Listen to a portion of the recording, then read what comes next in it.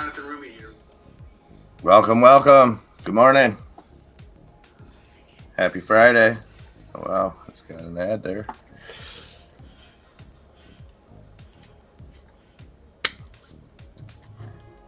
Chris Paul. What did Chris Paul do? What did I miss? Slept Caesar with Steve. slept with Kim Kardashian. Oh, He okay. got caught with Kanye, or Kanye caught him and Kim. Yeah. Okay. And I'm surprised not half the Brooklyn Nets. So. Good morning, Low Key, Germ Corp, Caesar C, Arctic Barks, Alaska, Junk Savvy. Hope you're feeling better, Junk Savvy. Caesar C, what's up, brother? Always a pleasure. Always a pleasure. So we got jobs report coming in hot. Coming in hot. Market not liking it.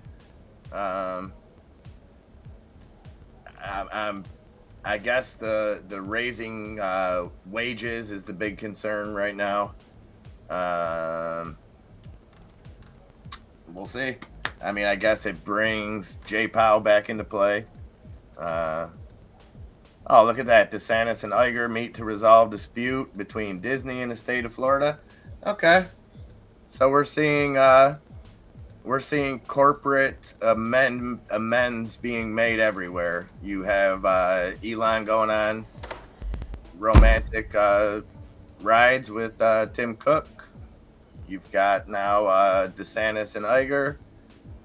What's next? Kanye and Ben Shapiro? That'd be a good one. Probably not going to happen anytime soon. That'd be a good one, though. Yeah, I think after yesterday's events, I would put that off the table. So if anybody was lucky enough to watch the interview with Kanye in the GIMP mask on Alex Jones. It was bad, man. Like I told Enzo here right before the show, I never thought I would live to see the day where Alex Jones was trying to be somewhat the voice of reason. Crazy times. And then if that wasn't enough, Kanye said, here, Alex Jones, hold my beer. I'm going to go on Twitter and do some stuff now, too. So Kanye, banned from Twitter, or Ye as they call him. He'll always be Kanye to me. Mama named Kanye, I'm going to call him Kanye.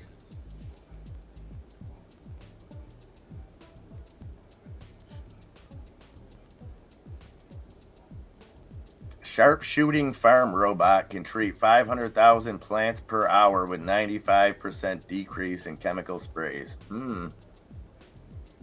That was the day before, Grumpy. I still haven't watched that. Yeah, he walked off the Tim Pool. Tim Pool, right? That's his name? Walked off of his podcast. Was he wearing the GIMP mask in that one? I don't think he was. He also brought props. He we kind of got to step our game up. He had a net and a bottle of Yahoo. That was that was interesting. Oh, good lord. I mean, what else are you supposed to do other than laugh? You can't do anything else. You can't. You know. I'm not defending anything that he said by any means. I just think it's like you said. What else could you do but laugh?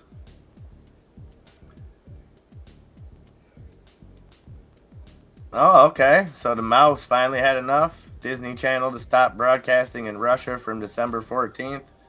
There should be some good memes about that. So when all the other company, when a lot of big companies started leaving Russia in the beginning of the conflict, there were some great memes out there as far as like Russian companies taking over with the knockoff for like McDonald's and stuff like that. So maybe we'll see a Russian mouse.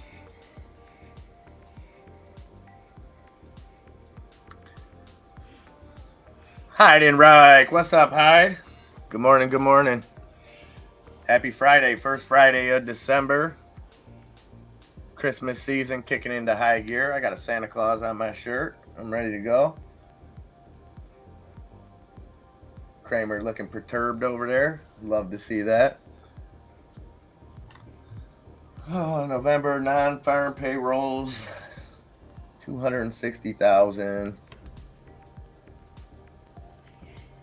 So will this negative reaction hold all day is the question.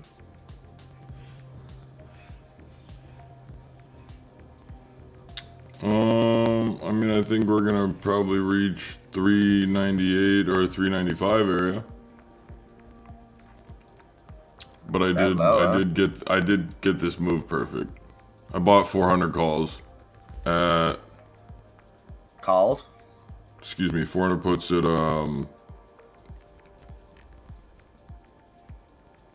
don't know when that was. It was right around the same time as I bought the 405s for yesterday and took those for 300.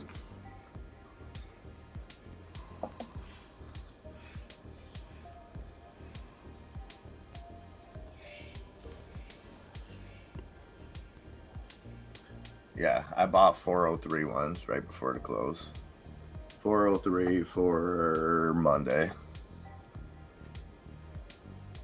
Ron D, what's up, Ron D? Yeah, I've been waiting for my coffee too.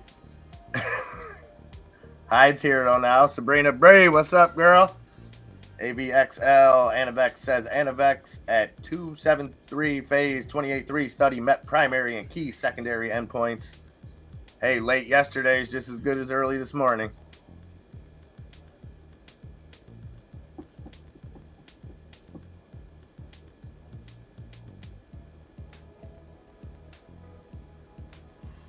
Tops still making moves, huh? Why is oh my man, I apologize, guys. Webull reset all my stuff right before this. Oh, that would explain why this is there. Okay. Bear with me for just 1 second.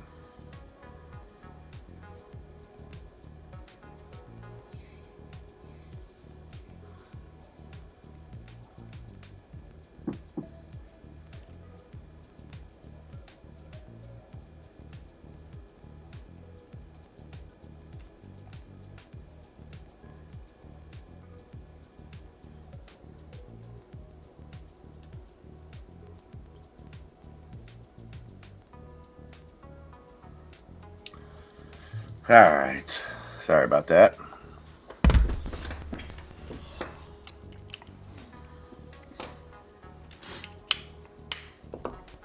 So tops up 51.5%, $5.50. What is this? Anavex Life Science.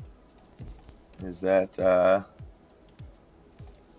news Sabrina dropped? 880 or 1277. That's up 44%. Regal Pharmaceuticals, excuse me. What's the news here?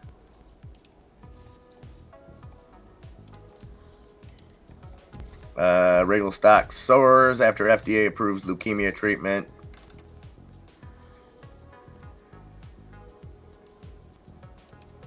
U.S. FDA approved Rezlidhia for certain leukemia patients. Company said the approval covers Rezlidhia for adults with relapsed or refractory acute myeloid leukemia with a susceptible isocitrate dehydrogenase 1 mutation as detected by an FDA-approved test. Regal in August said it had inked an exclusive license agreement with Forma Therapeutics to develop, manufacture, and commercialize the drug, which was under FDA review at the time, with a target action date of February 15th, 2023. So that should be hitting the market.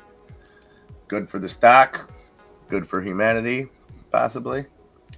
RMed also moving up after that nice 30% day yesterday, up another 30% in the pre-market at 413 on RMED. I don't think your chart's moving. Your Weeble. Thank you, sir. All right, it should be good now, hopefully.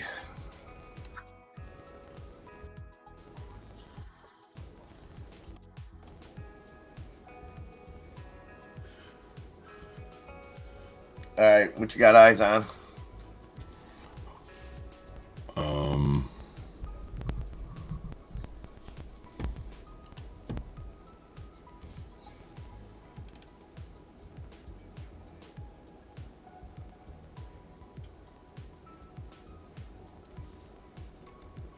Yeah.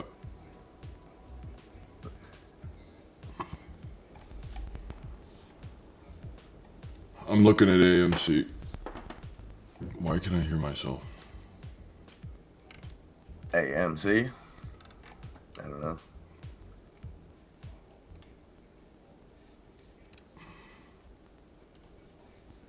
I think I got it. Nope, still didn't. I don't know where it would be.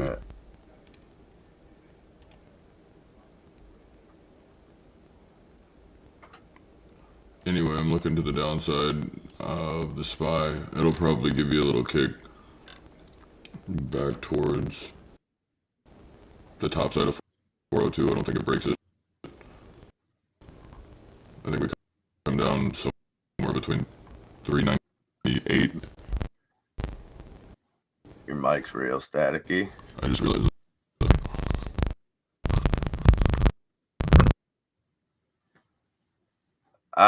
Grumpy, I like it. I like it. I think it. I mean, I don't know how high it's going to run. Tree Fitty, you're getting that dollar dividend. I still think. I mean, today you might see a good dip in it if we get a. If the market turns down and you can pick that up a little bit cheaper. I mean that. So just remember the 12th to keep an eye on, Grumpy. You have to hold through that to get the dividend. But at the same time, if you were to say buy now or been, be holding like Junk Savvy, you might see a run up into that dividend date that might be worth a look at getting out. You know what I mean? It'll have to really run, but you have to expect a sell off after the dividend date, I would think. Turn down for what? Yeah, that's what I'm talking about. You made it, Lobo. You did it. Lobo, I don't know if you checked out. I put it on the Patreon. I put it on Twitter too, though. You being the wrestling fan that you are, I don't know if you've seen. I had Buddy the Elf this morning. Was enjoying a game of bowling with Bret the Hitman Hart, Triple H, and Bumblebee, the Transformer. So, yeah. Junk Savvy saying USEA may run into earnings as well. May be worth a hold. Not financial advice. I like that. I like that.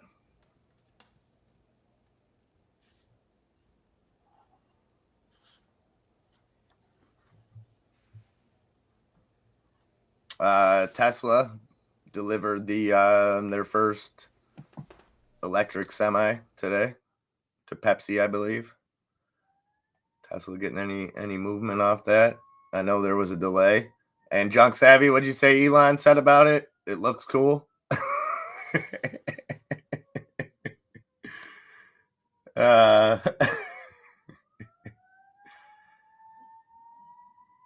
And Tesla down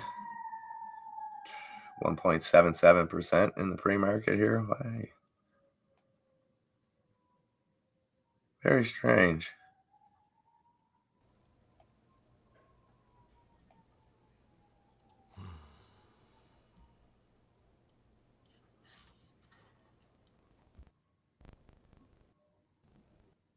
That's right. Friday's trash day. If today's your trash day, make sure to get that trash out.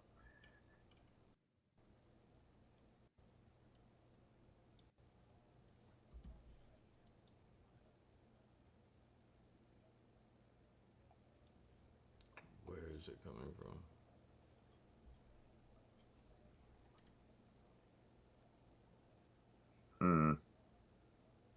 I'm not sure.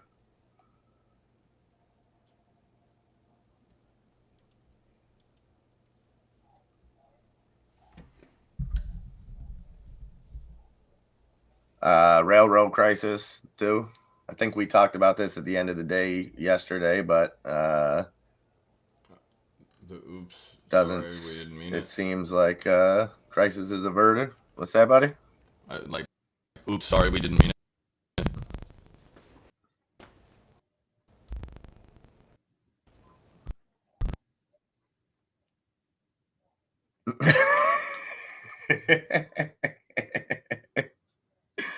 uh, he probably can't hear me, but just a disclaimer, guys. This is 100% not Enzo's fault. This is just the luck of the gods that just like to crap on him sometimes when it comes to technical stuff. It is not faulty equipment. It is not lack of know-how. It is not lack of effort. It is just it's just like he just said about Kanye. What else could you do but laugh? What else could you do but laugh? If not, he's gonna be breaking a monitor or something. But but I know how he's feeling. So I'm not laughing at him, I'm laughing with him. That's all.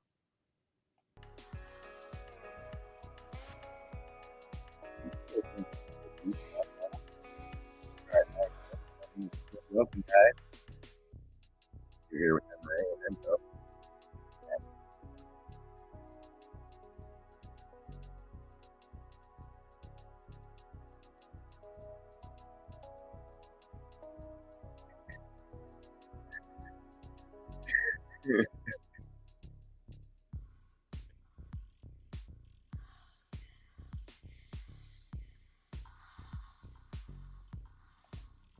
Let's take a look at some of these big losers here in the pre-market. THTX down 35.5%.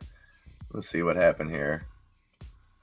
They announced an update from ongoing TH1902 study, decided to pause the enrollment of patients in its phase 1 clinical trial of 1902, plans to submit an amendment to its protocol to the US FDA for approval. So that could be a long process. Cosmos, Junk Savvy, you said they have a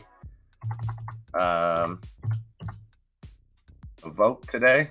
Is that correct? On the reverse split. So they're up 20% after getting clipped yesterday. Someone said it the other day. Cosmos was a day trader's dream, and it really has been the last week and a half.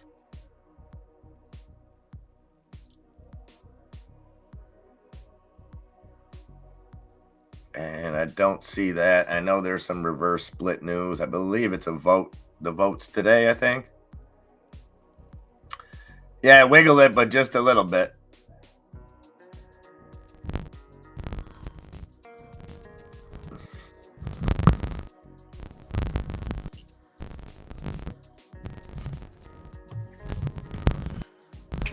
Eight minutes, ladies and gentlemen. 8 minutes before the casino opens. And hopefully we make some money.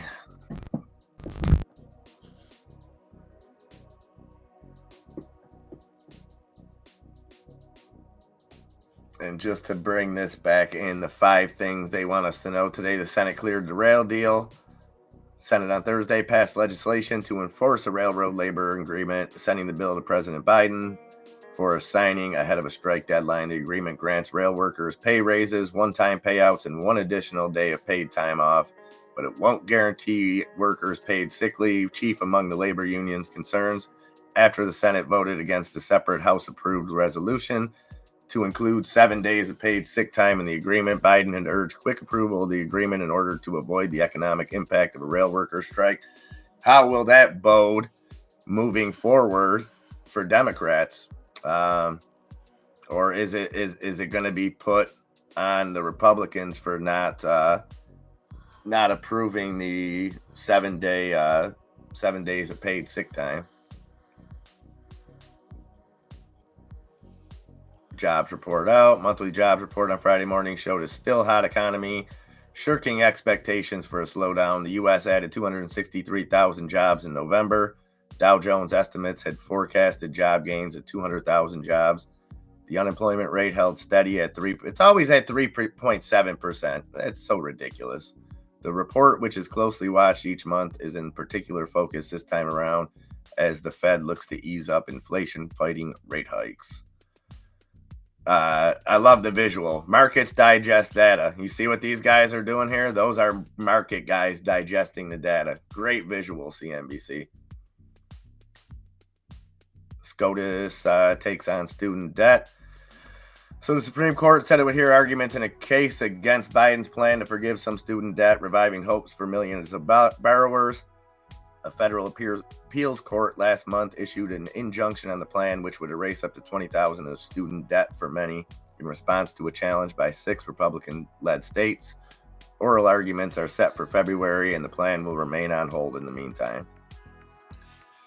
And last but not least, Putin is open to holding talks on a possible resolution to the war in Ukraine, Kremlin spokesman Dmitry Peskov said.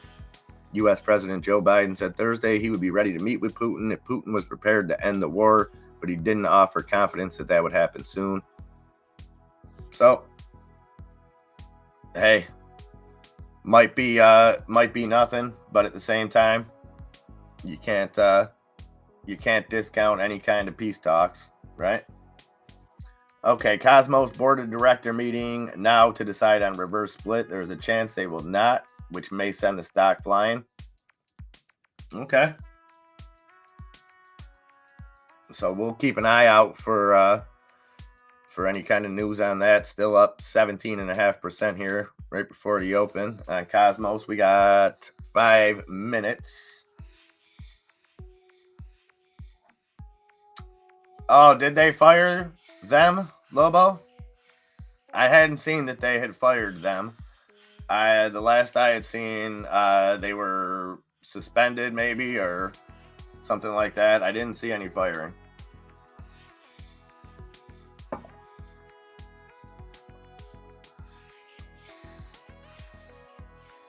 Russia demands 4 region annexations recognized before the talks. Okay, then you have on the other side of that, Junk Savvy, you have Elon and Zelensky have kind of been going at it. I don't know if you guys have seen that. With Zelensky kind of challenging Elon to come and visit and see what's going on.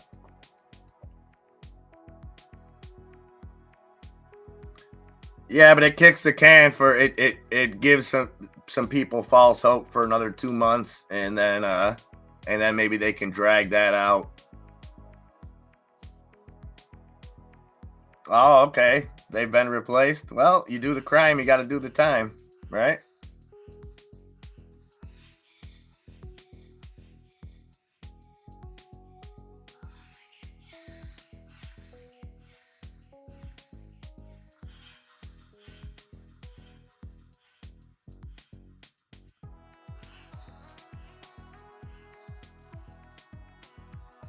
Is this chill music? This music doesn't sound so chill. It sounded like it got real sexual right there. It's supposed to be chill.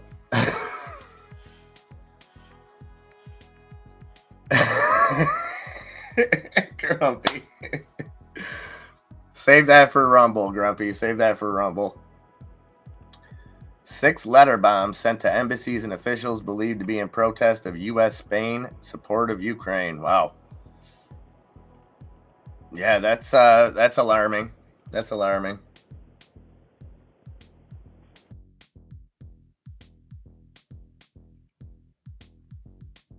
Did someone say sexual? Sexual chocolate, ladies and gentlemen. Sexual chocolate. I like to think of myself more as a white thunder. Okay. I have completely destroyed everything in my house. Attaboy. Did you at least get it on tape? Man, come on. I'm surprised. 2 minutes, guys. 2 minutes. Under 2 minutes. I've been messing around with stuff the entire time, but I still think that 398, can you hear me okay? Yep. 398 is looking spicy.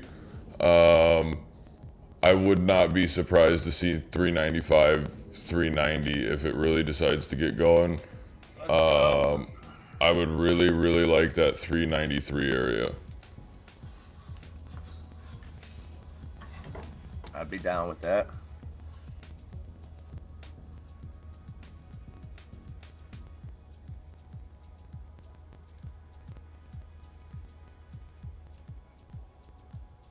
AMC still holding a little. Oh, I spoke too soon. Was holding a little green, going okay, and it's back.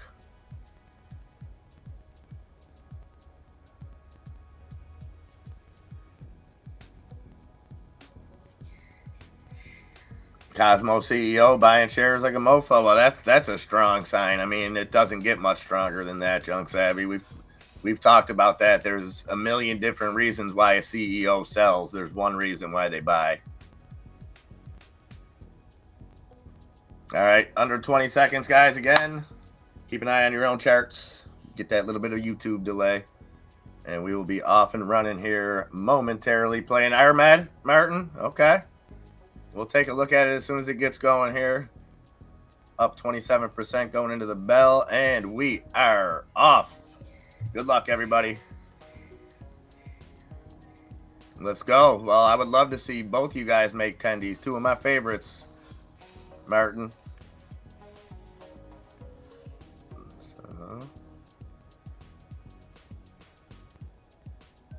All right, market opening down. The S&P opening down 1.1%. NASDAQ opening down 1.5%. The Dow opening down 0.95%.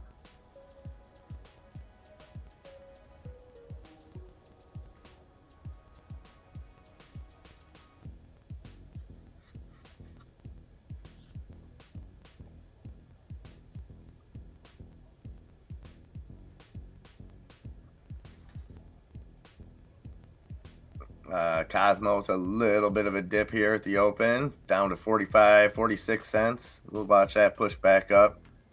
Armed down at 420. Trying to start making a move on Armed. And lots of volume coming in there. USEA. Now may be a time, Grumpy. If there's not a lot of interest in it, like I said, I think interest will die down for a few days, and then as we get closer to the 12th, I think that'll start picking back up. GameStop slightly in the red. Ape back over that dollar mark, 101 on Ape. AMC on the move, 832 for AMC.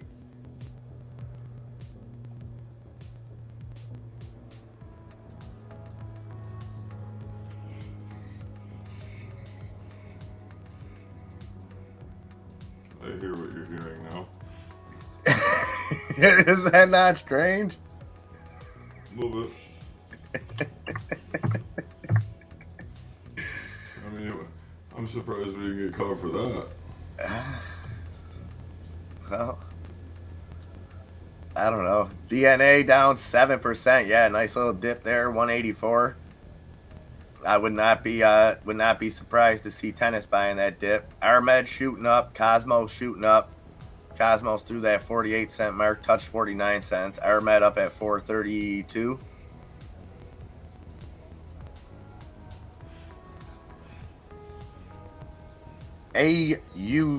AOUT, American Outdoor Brands, common stock, Q2 earnings per share, 29 cents, beats the 28-cent estimate. Sales of 54.44 million, missed the 54.67 million estimate. So miss on sales, beat on earnings per share.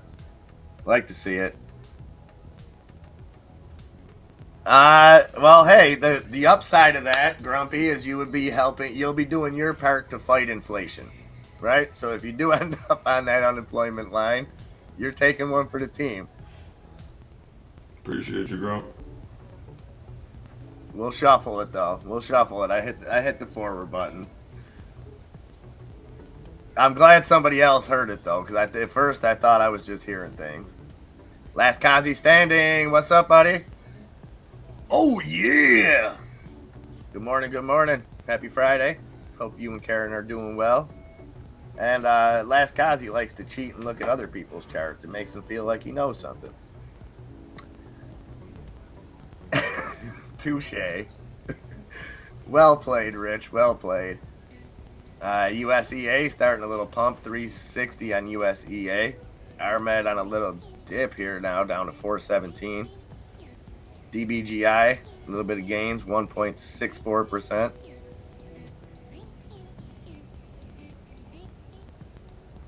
What do you think? Fake little rebound here? Yep. Okay. I'm gonna take NVIDIA down probably to the 160. NVIDIA 160. Clip it and ship it, boys.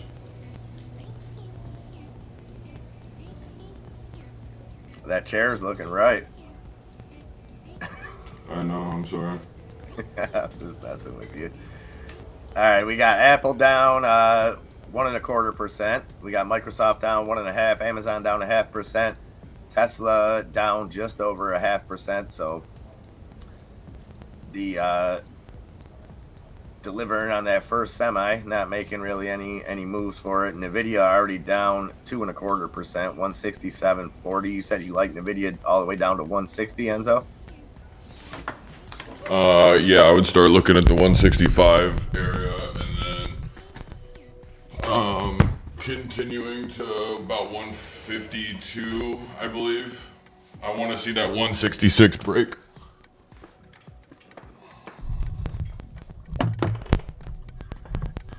The Dow Jones, not a lot green there. You got United Health up 0.5%, Caterpillar a little bit, Chevron not even 0.25%. Everything else in the Dow, which is 30 stocks, all red. Ape holding above $1 though. AMC up at 832. GameStop down 0.25%. Bed Bath & Beyond down 2%. Nokia up 1%. Blah, blah, blah. Mullen down 6%. Still above that 20-cent mark on Mullen. CEI getting right into GTA's load the boat zone. 10.83 cents.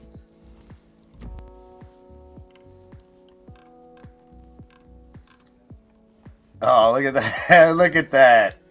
You got a feeling it'll run soon? Big OPEC meeting on Sunday, GTA. It could run come Monday morning, depending on what comes out of that meeting.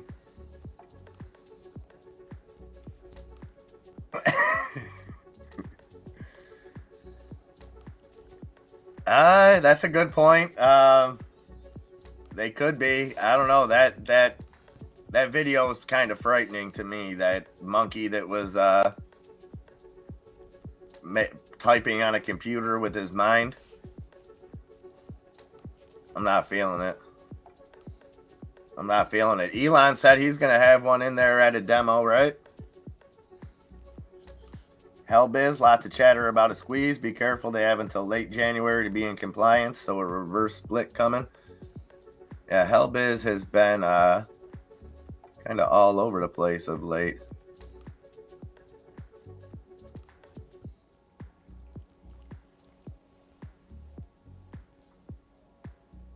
Yeah, Hellbiz, I know you're up here.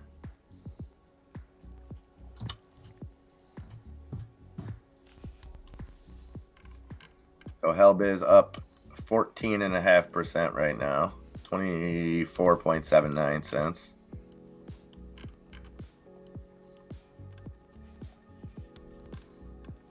Cosmos, another dip, 45 cents. Lots of volume again on Cosmos. Already 23 million trades, 7 minutes into the day. USEA holding that 1% gains. Armed dropped. Looks like it could be pushing back up now. 29.6% gains on Armed. DBGI continuing a little bit of a climb. 357.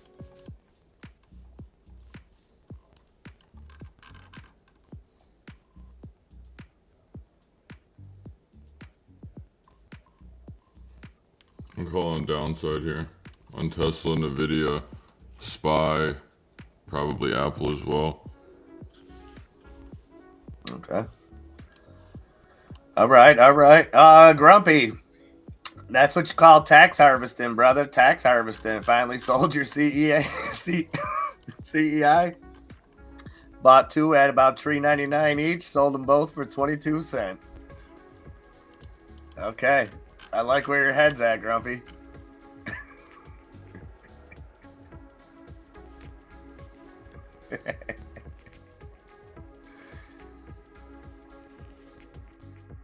MMTLP, also day trader's dream, delisted on December 12th, so be careful. So what happens after that delisting? Are those shares converted to shares in that other company, or is it a cash payout? Because I know originally the MMTLP was supposed to be, it was a placeholder dividend. It was supposed to be paid out in cash, but then I think that plan switched, and now it's shares in the company that they sold it to, if I'm correct. I may not be.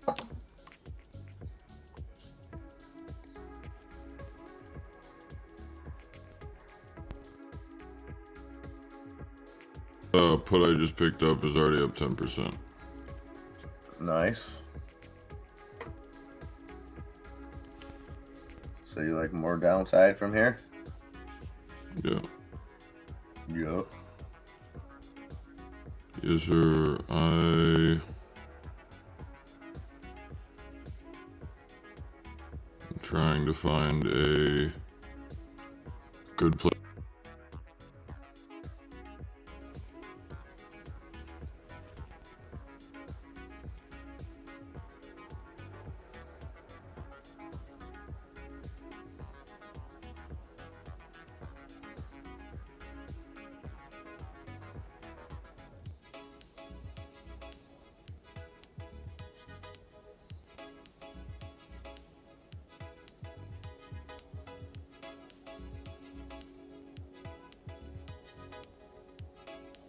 I'm waiting for this trade right here on NVIDIA to come to fruition. I wonder if they're gonna like blow it through the bottom of like 166 here. If they decide to hold the 150 or the 166, I'm going to be reversing a lot of trades to the upside.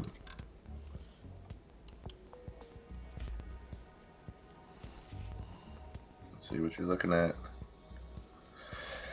Let's take a look at what you're looking at. I'm looking at the fact that right here, if that holds true, that's going to be downside. And I'm going to be playing it that way.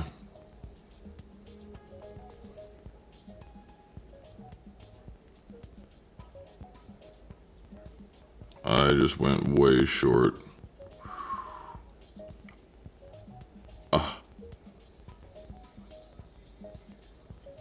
Jesus. I'm taking Tesla short here as well, down to about the 180 for next week. There's a decent amount of interest coming in and volume into those areas. 175 actually has more.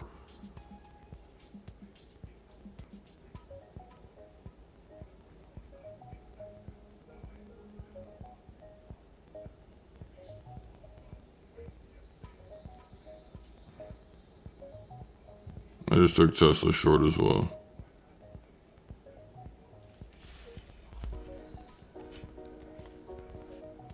Everything that I've bought is green so far. Ones are the ones that I just bought are up 10%.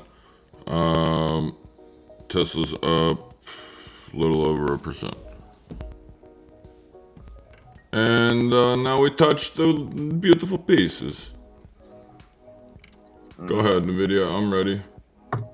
Go on, NVIDIA. I'm ready to touch. You know, torqued up like a 4x4, some may say. Also, I went short in Tesla a while ago as well. Those are up 3.5%. I got in for $61 a call. For 170s, I have 170s, 175s, and 180s. Sorry, guys. 1 second.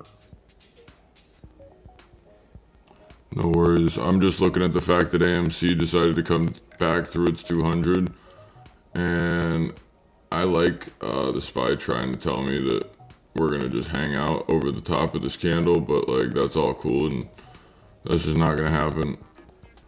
That's just too perfect.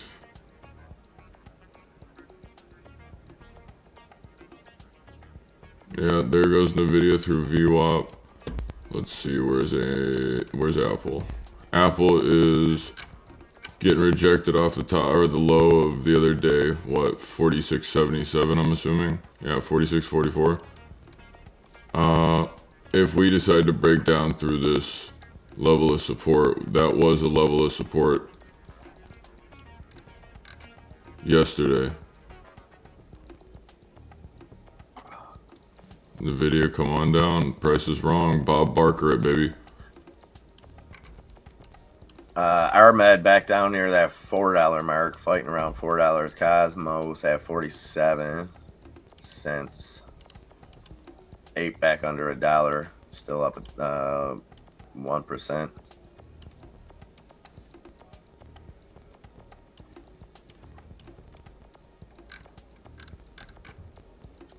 It's getting smacked there at 144, so Apple's on its way back down. That does not do good things for Tesla, or there's Nvidia going back for the 166.50. It's actually going through a pretty quick. Tesla on the move. To which way? Well, it was to the upside. It went green. 195.17, up 1/4% on Tesla.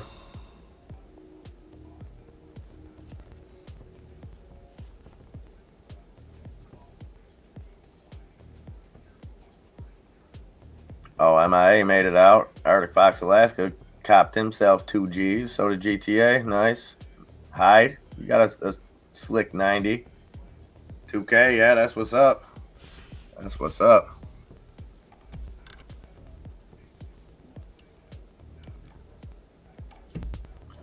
So right now we got the NASDAQ down 1.25%, the S&P down 1% flat, and the Dow down 0.77%. It is 16 minutes into the trader day on this first Friday of the holiday season. Ooh. Our first look at the heat map. Ow! Put your sunglasses on, ladies and gentlemen. Is it hot outside? It's hot on this heat map here. Woo-hoo-hoo! Yes, sir. There you go. Steaming Willie Beeman. I can't call it. Not a lot of green to really point out. Humana Inc. You know. Tesla, come on down, baby. I'm So, ready to get weird. Not much to see good here, guys. We'll get that out of there for a second. Junk Savvy, I'm not sure if a heat map like that does it for you, girl. I know it's usually heat maps are usually exciting times. I don't know if that one's gonna cut it.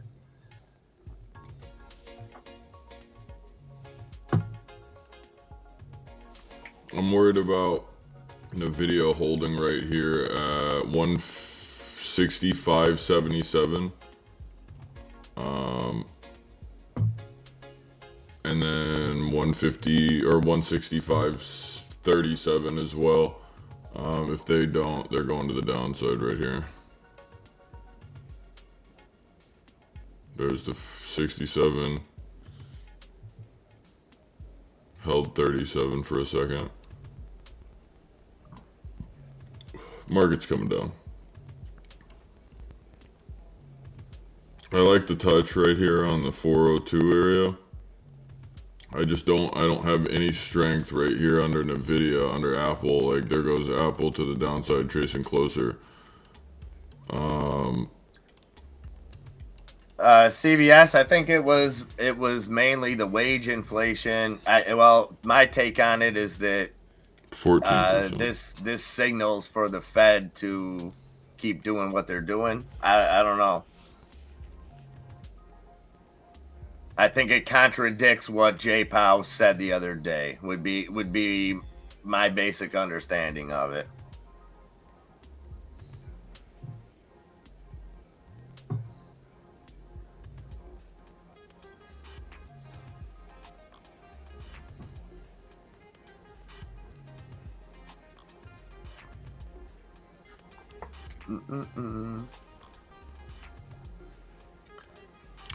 Those Tesla puts that I just picked up are 20%.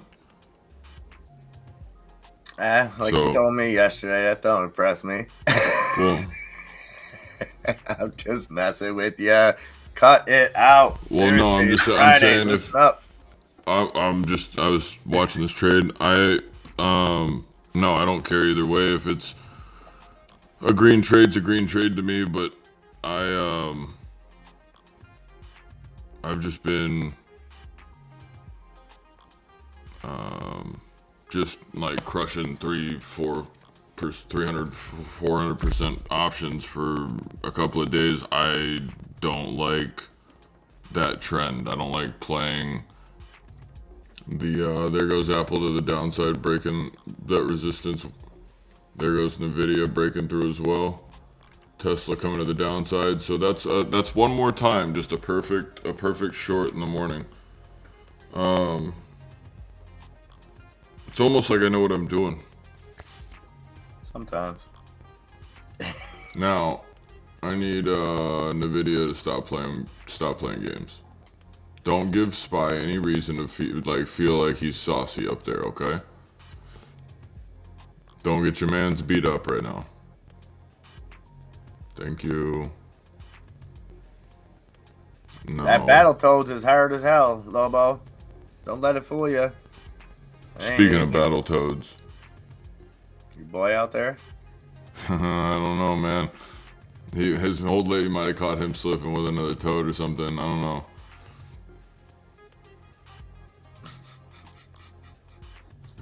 VWAP bounce on Spy. Apple will do the same thing. Let's just not do that overall in the video. Hey, do me a solid and start running. Just take off to the downside.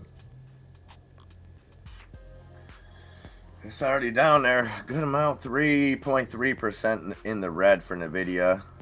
Google now Be down careful. 1.25%. Be careful right here. If you're to the downside. I don't think there's any problems. I just think that they could do some really weird shit here. Like gap this candle up over VWAP or something. Like, it wouldn't make sense. I still think we're going to the downside. There goes Tesla. Tesla's looking for a bounce around the 191.80 area. 191.80. That is a VWAP touch on the Spy to the downside. Hopefully it comes back down through that resistance at the 402 now. Then ultimately we're looking at 390, or I'm sorry, 401.20, 400, and then I think 398. But if we consistently can start doing those, then I could definitely see us starting to move to the downside in a big way. I hope that this is going to be our trend line for the day, though. That would be really spectacular.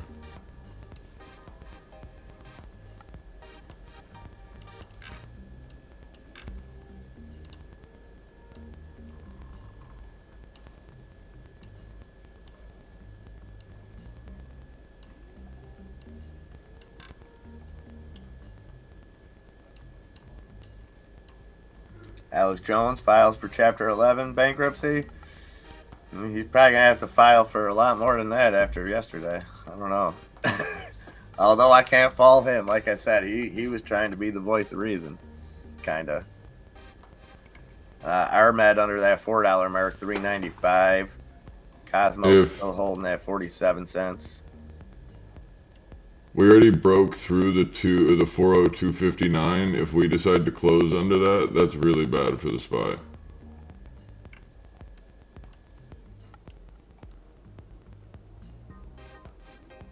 We already punctured the 402.57, so I don't think it's going to be able to help itself. Apple's underneath its trend right here already. Tesla is already $3 from where we were talking about it earlier.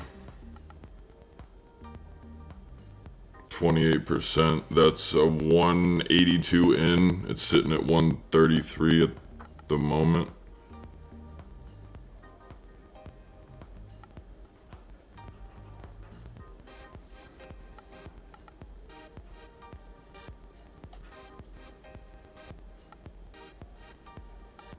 NVIDIA, go ahead and go right through there, please. No. Don't even mess with the red. Just go through. There you go. So that red line right there on NVIDIA, with this one followed up right behind it with a perfect way that it could touch right here at 164.46 and bounce, I would be looking at NVIDIA to kind of perk the market back up unnecessarily here. If it runs right through it, then I'm not concerned. But if I just happen to see it hold here, I'm going to kind of question, like, well, why did it do that? Okay. Because if it holds right there, it makes me think, why did that have perfect timing to hold right there when NVIDIA's been the catalyst that I've been using, or I guess the template that I've been using?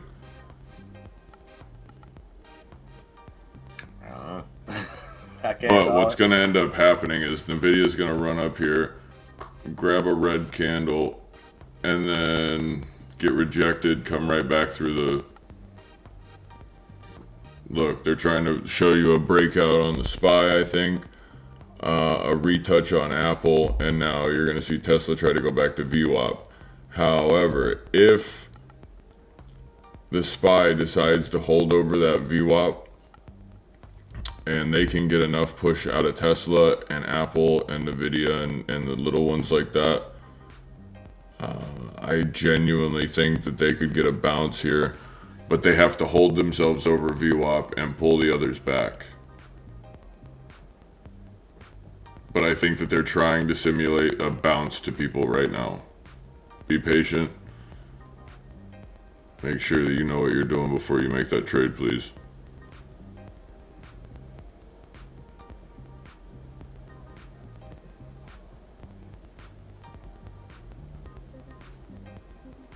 See, it looked a lot different a second ago. That SPY looked a lot different a second ago. Looked strong, hanging over VWAP, saying, oh, I'm going to go get me some of this. And now it's getting its cheeks smacked all the way to first base.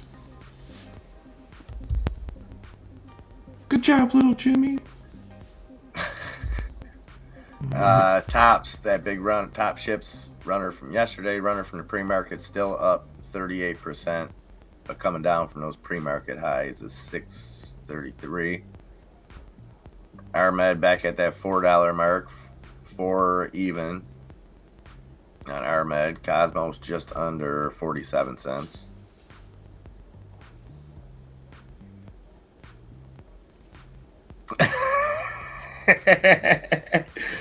Yeah, you got insurer, grandma, and an emotional support dog. Grumpy.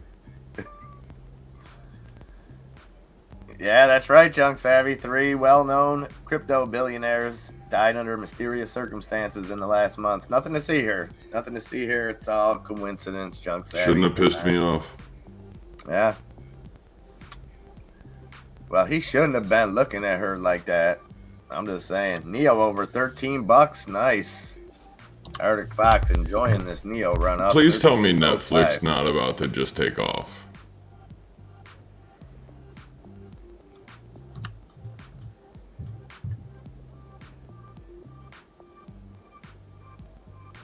It's trying to.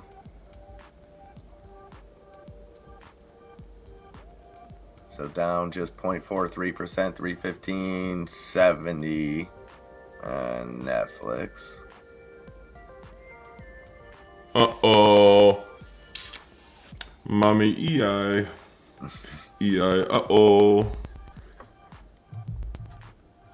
It's totally a juice box on your grandma's dog. Hey, listen. I'm known to make a juice box, do a lot of different things now. I don't know how detailed you want me to get with that, Grump. But no, that's a vest. Oh. It's a seeing eye dog. Okay. Well, It's we like salute all the service dogs out there. Yep, absolutely. Where's Neo going, and why is it the only thing green? Last I heard, the moon.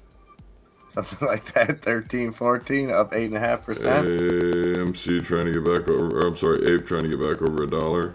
Look at Netflix going green. Look at ATER going straight up in the air. Where's Netflix get off? Hopefully soon. Probably back. Probably right here. 318.60.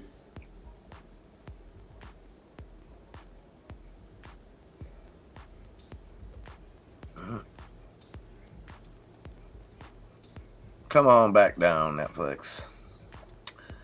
So Apple, everything kind of coming back a little bit. Apple down just 1.3%. Microsoft still down 1.5%. Amazon down 1.09%. Tesla back down 0.75%. Google down 1.5%. Nvidia down 3.5%. Non-refundable down $4 on that super chat. What's up, Non? Much appreciated, my brother. Much appreciated. Cheers, my man. Never necessary, but always appreciated, my brother. Always appreciated.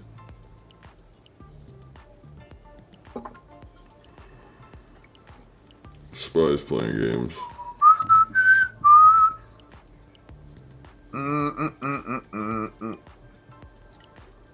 I don't want to sing at Arctic Fox and mess around and get a copyright strike because I sound too dang good. All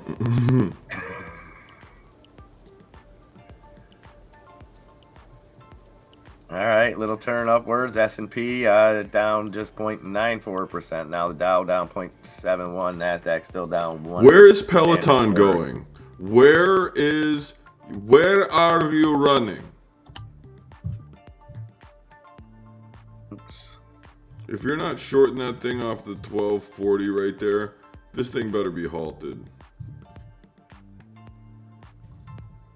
What, Peloton? Yeah. They're already up 6.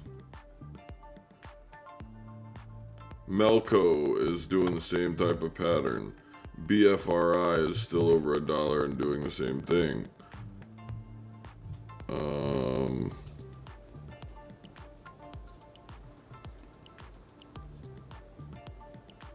TEL is starting to go green.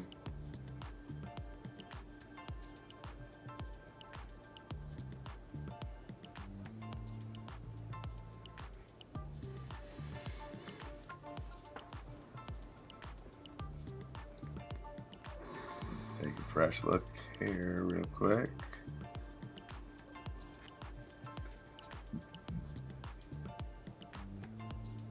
So not as red. We got a little green popping up in the energy sector, a few in the industrials.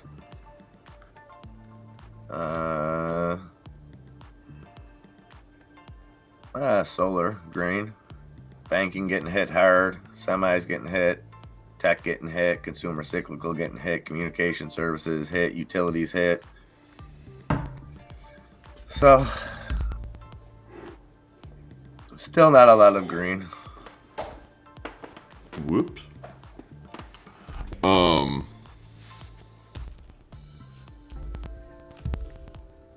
Nope, lost the whole thought.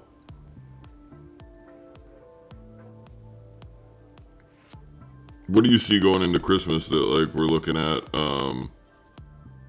market wise? Like, do you think people are going to actually want to trade, or do you think people are actually going to want to just be home with the family after getting their balls blown off all day or all week? You know, I don't know. I think Do you think it's going to be a low volume type of, oh, hey, like, I think it could be, or I think it could be, I don't know, because I think it's a different market than last year where I think there was sell-offs. I think there was a lot of tax harvesting going on at the end of the year last year because people had made so much gains throughout the year. I don't know if we see that. I mean, I don't think hedge funds are hurting, but I think there's going to still be people, making some kind of moves. And then I think we got CPI and everything smack dab in the middle of it on the 12th and the 13th.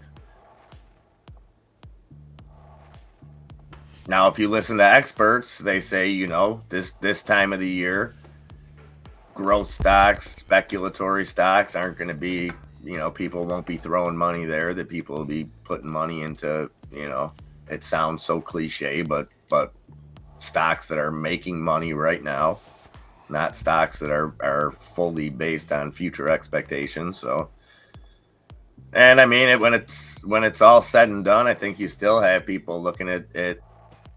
Yeah, maybe we haven't found the bottom, but there's probably some solid stocks that are, even if they were to fall another 5%, are still going to be at a good price. So I don't know. Who knows? Who knows? Who do you have?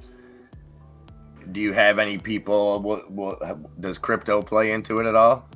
You know what I mean? Are people gonna look elsewhere? I think crypto is completely integrated into the stock market in general right now. I think if people don't see that, it's very, very difficult for me to not want to hit that person. Right now, if you can't see how getting rejected over 17.1 and 16.5 have solely and back at the 2000 or the 20,000 area, I mean, every time it would break lower than 20,000, it would go and run the market down. Every time we broke over 20,500, we'd go to the upside and we'd start screaming like we were running from something. So I think that crypto definitely plays a part of it. It's just to what extent are they gonna let us play ball with all this regulatory stuff coming in? Yeah, and then okay, so if crypto trading is down, right? Say people aren't trading as much crypto because of the recent events, does that money not make it into the stock market because they're so integrated? So are people is all the FTX stuff? I'm not saying that people are just abandoning their crypto, but do you think there's as many trades? Do you think there's as many people using stable coins, stuff like that? So I don't think it's just stable coins. So are those companies making those fees that may be going back into the market? You know what I mean? I'm just looking for sources of income that could dry up from this, or streams of income, I should say. I just think that at some point, you're gonna have obviously the NVIDIA and the AMD rundowns just because of the graphic cards and stuff like that. They got a huge run along with the gaming computers and everything else. I mean, the SPY is not really pleasing me right this second, but if it gets rejected for the third time here, that would be really, really appreciated. Apple did break low, but did hold. Still got a little deeper than it should have. But yeah, didn't something happen with them in Binance, or Binance burned some, or something happened there? Of what? I've seen with Luna. Oh, who knows? I don't know. I know the developer. I'll call him. What about Ben Affleck and Matt Damon? Wait, is that Nike? Actors Ben Affleck and Matt Damon created a new studio called Artist Equity to make memorable movies. The studio launch came as Affleck and Damon have reunited in a new movie about the Air Jordan brand. Please, God, help us. I would think, and I like Ben Affleck and I like Matt Damon, but I think there's. But hey, we could go get two kids in a lids that'll probably have better. That's what I was gonna say. I think there's probably a lot more people that I would like to hear the story of Air Jordan told from. But hey, You know what? One of the most interesting things in the world to me is watching people go to their like those expos and get their like sneakers looked at by an eBay authenticator. They come in, they think their shoes are 20 G's, and like they bought them for 10 or something like that, and then all of a sudden they come in, they have a fake pair. Oh my god, their faces are great. It's just it's pure disaster. That's like the old Antiques Roadshow. Oh no. Mm-mm. No, an antique is flavor. That's character. Spy breaking to the upside or what? I think it's getting rejected again. If it decides that it wants to rip up here, then yeah. But right now, Tesla's still chilling, so I'm not really that concerned right this second. Tesla holding a little bit of green, 194.86, up less than 0.1%. Microsoft down 1.4%. Apple down 1.5%. Google down 1.4%. Nvidia down 3.3%. Meta up 0.5% now. And United Health giving some of those gains back. They were up 1.5% earlier, up just 0.1% now.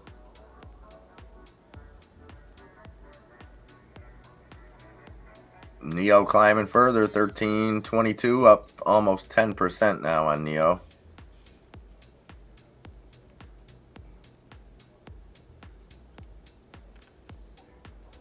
All right, 10.11.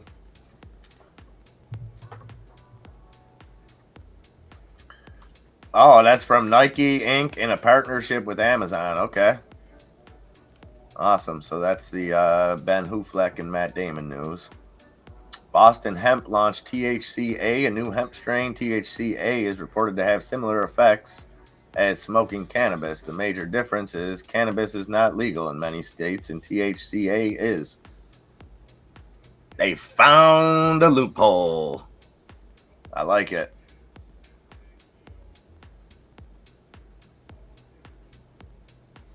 Armed dipping further now, down at 383. DBGI up 7.5% now. So did that offering close yet? So we got news of that yesterday, I thought.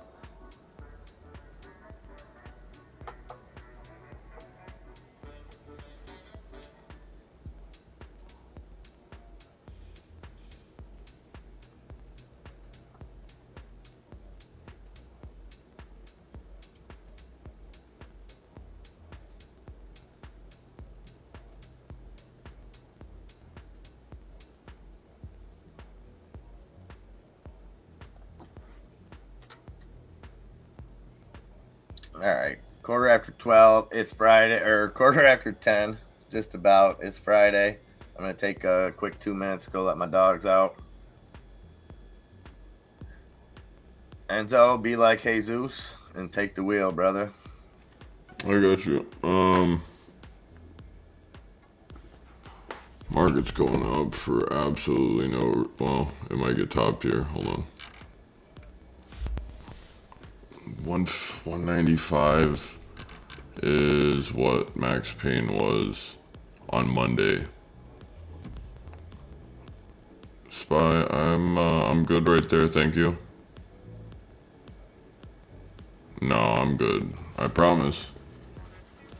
I don't know what you're doing, Tesla. Like, you're just being frustrating now.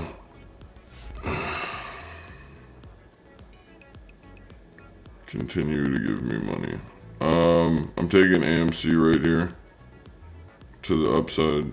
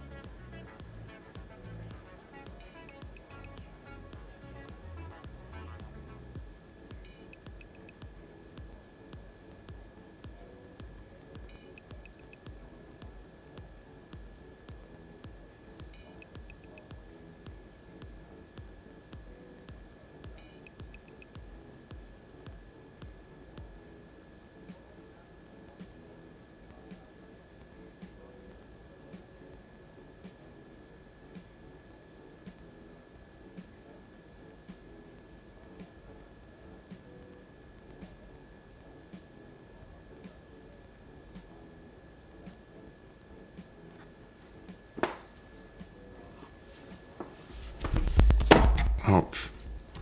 I just got stuck in a trade and in deep thought. My apologies. Have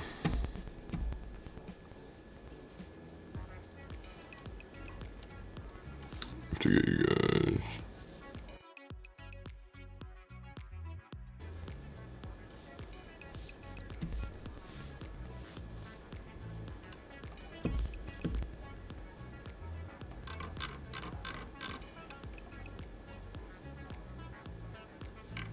$405.09 on the SPY. Okay.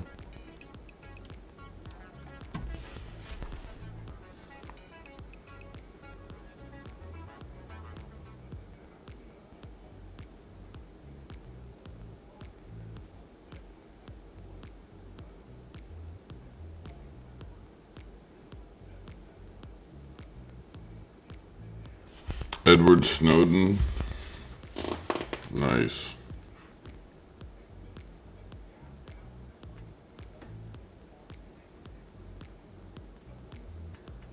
It's probably not how we wanted that to go.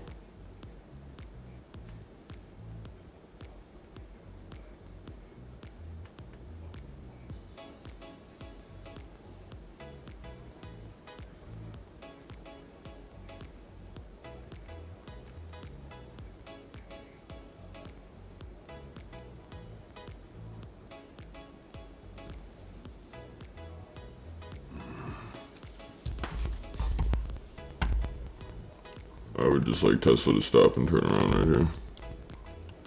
He is Russian. I think you're Russian.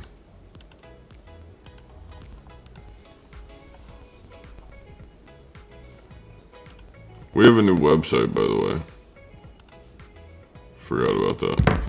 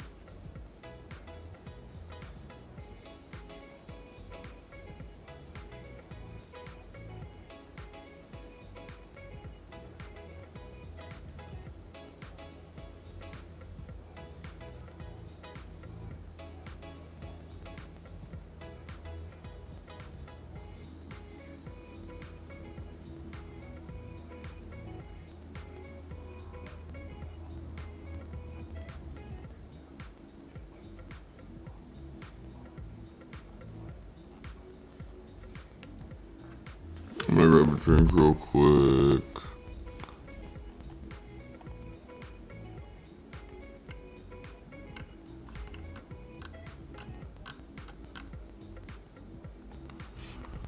What's up, Hein? Hi, Miss Jane.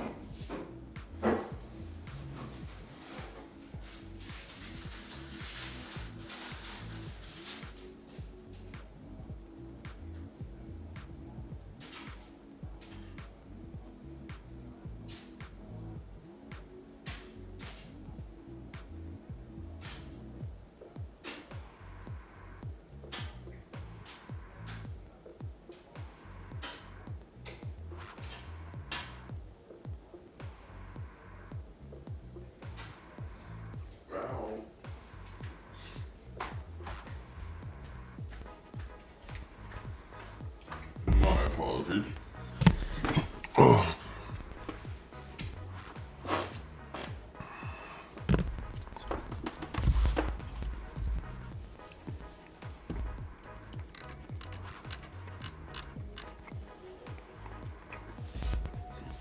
That would be brutal if they gave you an upside and then fake it. That would be dirty.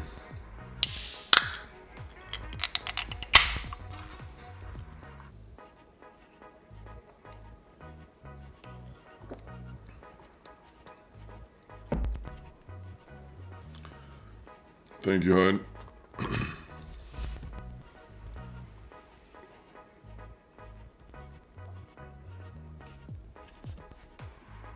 Yeah, Drunk Savvy, I'm not gonna even act like I know who that is.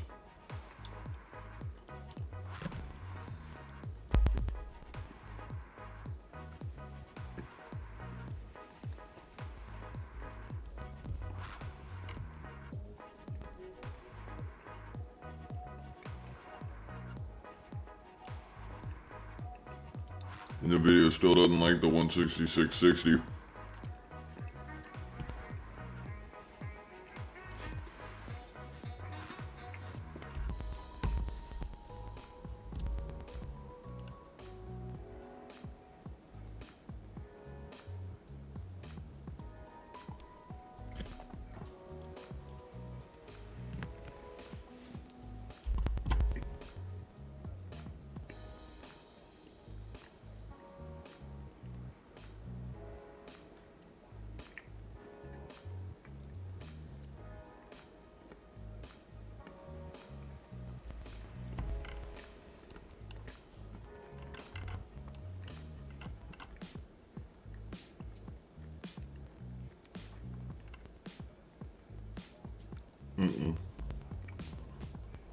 Nope.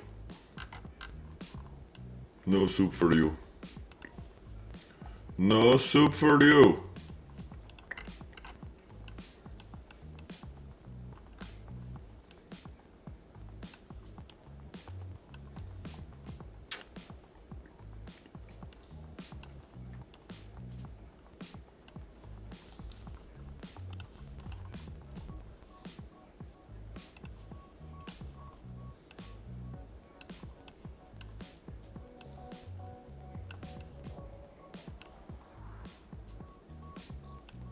Do me a hot favor and cooperate, thank you.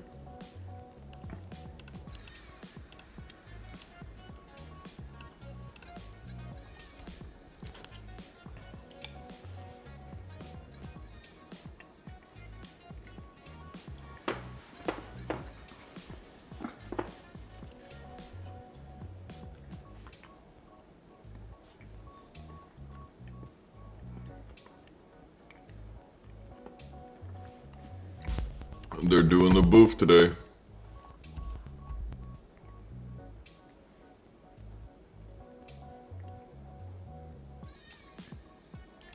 Yo, Aisley, what kind of news is that?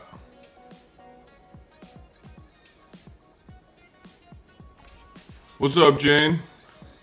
Yes, my dog is still running around outside, but I seen Jane Hammond's name pop up in the chat. I had to run upstairs Yes, real sir. quick. Awesome, It was- awesome to see you, Jane. I hope everything is going well with you. I hope you had a great Thanksgiving, getting geared up for Christmas. Very, very, very nice to see you. I'm glad I just happened to find you on Twitter.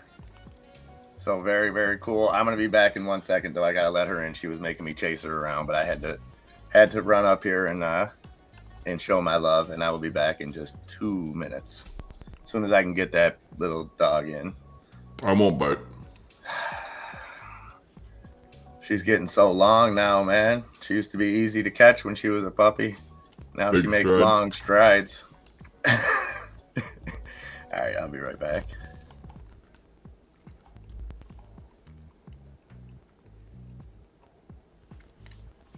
Oh, Tesla, come on down, baby. Get rejected. Yeah, they might go and double move this.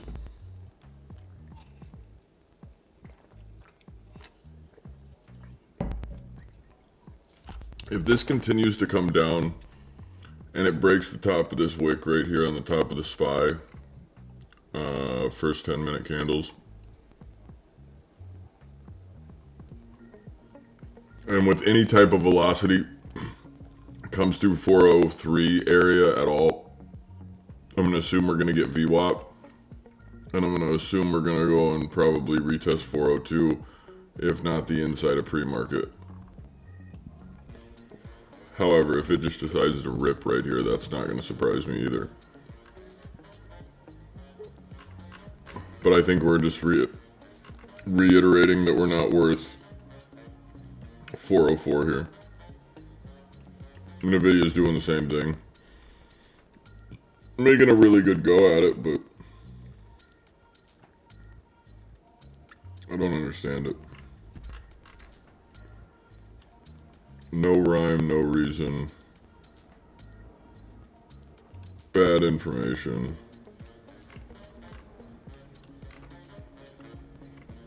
I'm gonna consistently just sit here and watch this happen. And play this like difference of the candles.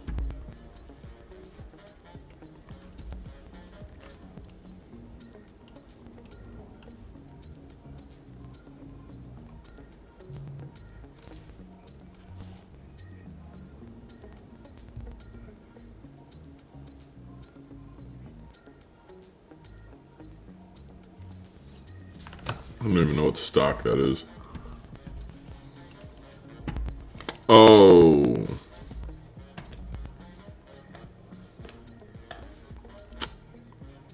Miss Junk Savvy with the, oh yeah, $5, sorry. I had to get it out.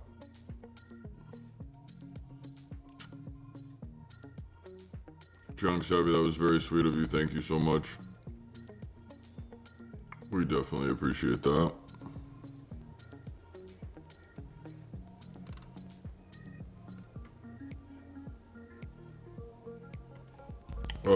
Is that Apple coming through VWAP, or are we just doing a little puncture drive-by right now?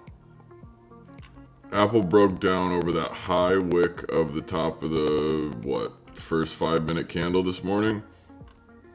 We got rejected from there twice before, and now we're going right back to it. And goodbye. Yep, later, dude. That was an expensive piece, ladies and gentlemen, right there. Somebody touched the expensive piece in the market today. Don't hold it this time. There goes VWAP on the SPY. You're looking at 402.70. If you don't get an immediate bounce right now, like right now. I don't think you're going to get that. I think they just tried to sell that to you.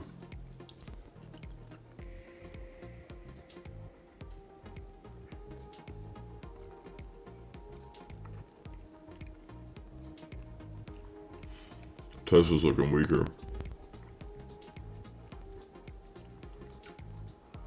All right. Junk Savvy, thank you for that Jane Hammond super chat. Love it, love it, love it, love it. No better way to welcome her. I could vouch for that, Jane. I also said hello to you many times at some other place, but my messages were deleted. So there's that. Don't worry, Jane. We don't do that kind of stuff around here. Anywho, how we looking, Enzo? Back to the downside or what? I don't know, but I just put China and that channel together. What? Going through people's social medias. Yeah. Well. Oh yeah.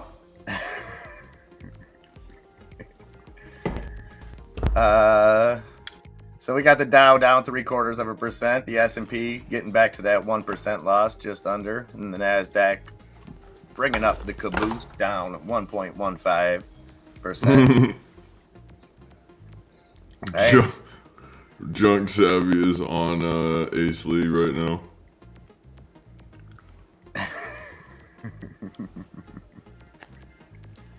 Oh no, I'm sorry, that was Miss Jane. I thought she was giving it to Ace Lee again. That's downside. It could bounce here, but we might come out of the bottom of all these. I had to go back to Jane's old name to find her when I seen that, the old Who Dare. Drugs are bad. Okay. So I guess I did a little stalking of my own, but hey, it's out of love. Really, really awesome to see you, Jane. And sorry, guys, you guys all got the same welcome. But man, every time to see a familiar face, just it Especially warms one my that's been friggin' heart. Yeah. Especially one that's been around, hasn't been around. Yes, absolutely. Absolutely. Ah. Oh, goodbye, Nvidia. Come down to the bottom, yes. Saskatchewan! Hello, ladies. Let's go. You ladies been up to Saskatoon? Yeah, no. Somebody's gonna see this six-pack. Let's go. Friday, let's get weird. It's Friday. We got Jane Hammond in the house. I mean, life is good. Life is good. I don't care what the market does I need today. red bottoms on. Daddy needs a new pair of shoes. Let's go. Yeah. I mean, I would like to see. No offense. I hate to cheer for red because I know. Well, this is the thing. I know red in the market means red in people's portfolios. So I hate to cheer for red, but you've got to play that momentum. You got to play that momentum. So it's not that I'm cheering against anybody or Enzo's cheering against anybody. No, not by any means. You got to play. No, I look at genuinely any stocks that I hold in my portfolio long term. I don't look at it as like a loss or a gain every day. I just don't even look at it. Yeah, and I mean that's you should look at it just in the sense of having a plan, right? You should have a plan and that should just be all laid out. Like, just take Tesla, for example. If you're a longtime Tesla holder, it's not that you have a price that, it gets down here, I'm going to sell. Like, no, but if you're in it, you might have a price that, okay, if Tesla gets down here, I'm going to grab a couple more shares. I'm going to average down, absolutely. something like that. But yes, you don't stress out over it. You don't.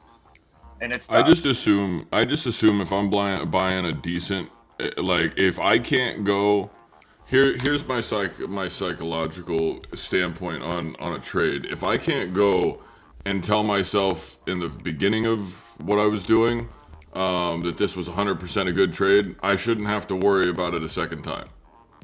True. If I'm still within the parameters of my trade and I'm still in where I want to be and I still feel good about it, I don't need to be thinking about it. These spy puts that Junk Savvy was just asking about. I'm still in them. I'm sorry? No, she was just asking how those puts that I had are doing. I I just doubled down a minute ago on one of them, and they're both up. Oh yeah, I mean I've doubled in. Not me. I got 3 spy puts right now that are all green. You want to know how many I have? Probably a couple more. Few. Oh, Enzo, you forgot smoking lamp. No, it's 3 pieces of sausage cake. I got a couple more on the bicycle. I know you. You ordered 3 pieces cheesecake. Oh, spy, touch me. Touch my fanny. New Robo Pharmaceuticals. Let's go ahead here. Up 8.4%. Okay. What is up with Netflix? Why is Netflix running? Oh, Netflix is always doing the dumb. I don't know. Ever since that CEO was on that little press conference over there. Oh, Ben Affleck's questioning the assembly line style of streaming giant Netflix. Okay. So Ben Affleck doesn't like the way Netflix is doing business. Oh, but their stock's still going up.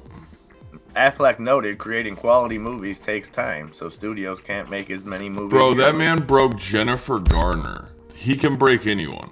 That man has the best meme. I don't even think memes were a thing when that was made, with him just with that smoking that cigarette with that look of like, leave me the F alone on his face. I love it, dude. That was one of my favorite memes ever. It describes every situation. Just AMC making a move. Speak to me nice, Tesla. AMC Oh yeah, is trying AMC's starting to, to climb. but AMC has a place that it can top at 8 4, well, right there as well. 847.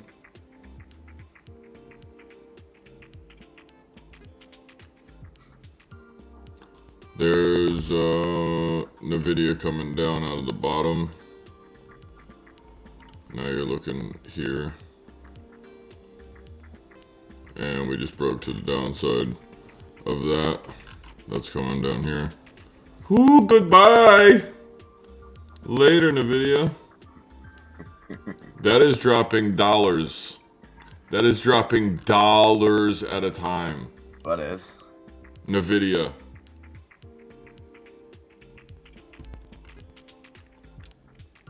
Oh yeah, big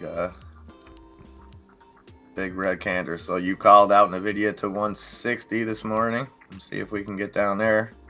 I don't know if you'll get it by the end of the week, but I definitely do think that you could easily get that. And I think I said next. I said I think you could easily get it by next week. I don't know. I wouldn't be holding them that long. I mean, if you're in 100% on those, depending on when you got them, I would just be in and out. The more. That was the one, Junk Savvy. That was the one. Actually, the other one though, when he's just standing against the wall and he's just like, he's just got a cigarette. He looks so salty. Yes, that one right there. I love it.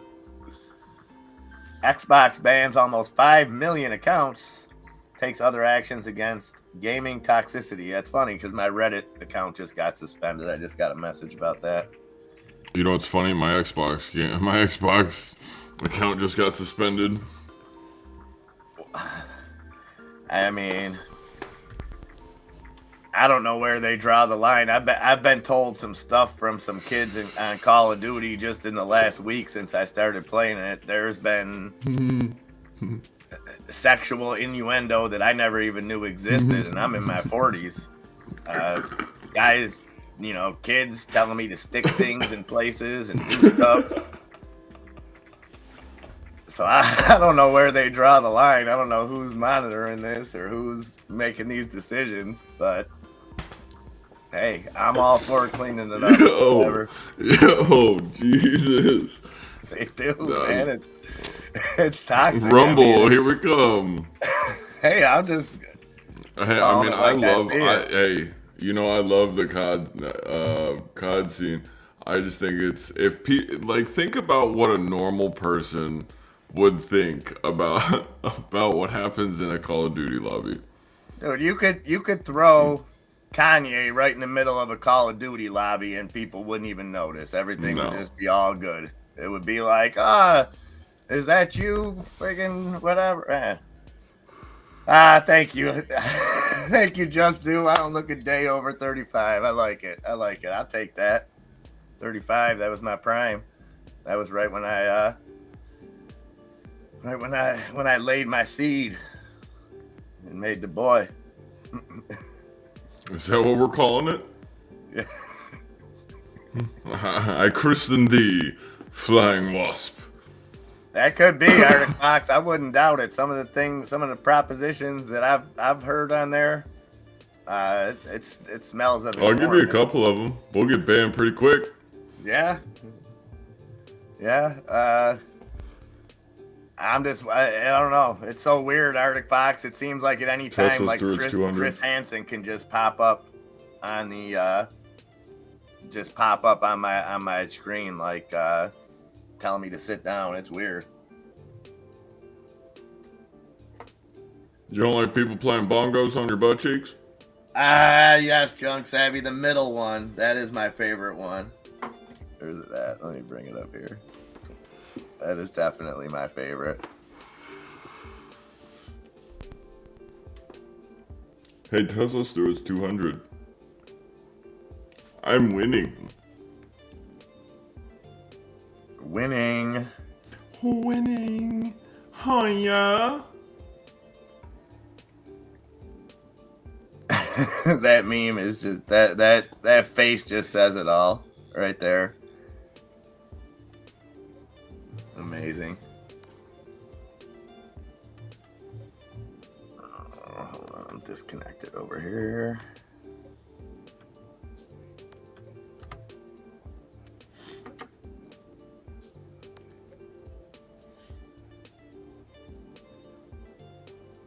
Where'd you go, AMC?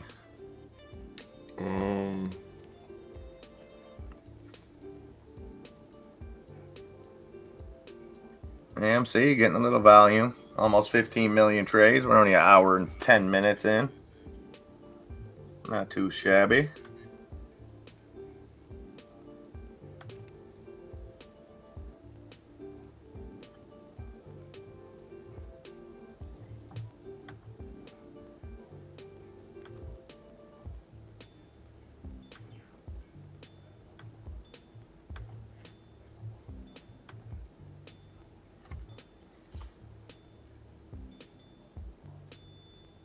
All right, market coming back slightly. We got the S&P down 0.75%, the Dow down just 0.5%, and the Nasdaq down under 1%, down 0.98% now. APE back over that dollar mark, $1 even on APE. GME up just about 3%, 27.35. GME starting to make moves.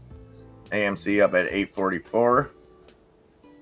Mullen continuing to slip down at that 20-cent mark, down 7%. Central Automotive, they had some news yesterday. They're up 2%. GTA, I hope you loaded the boat, baby. We're back at that 11-cent mark on CEI. Let's go.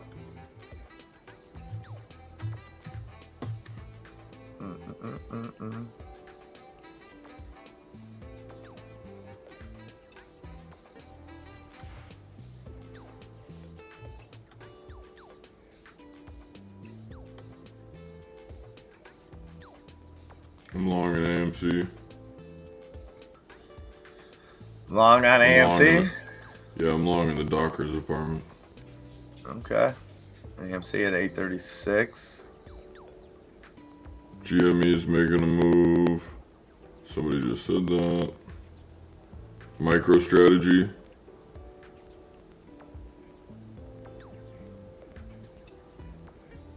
Look at BTCM. Bitcoin too. Bitcoin's up near 17,000 BTCM.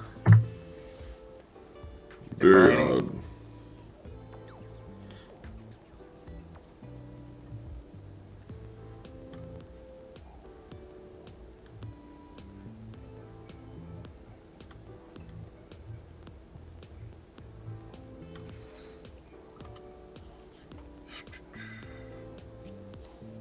Neo slipping back under that $13 mark, $2.92 or $12.92 on Neo, excuse me.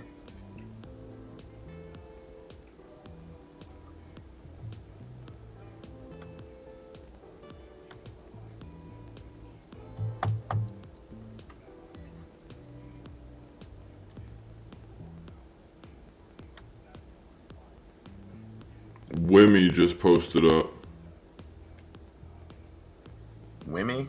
WIMI. That's the one that dropped big the other day, I think. Something like that. Oh, no, that wasn't. That was not Wimmy. Wimmy Hologram Cloud. Is that what you're talking about? WIMI? Yep.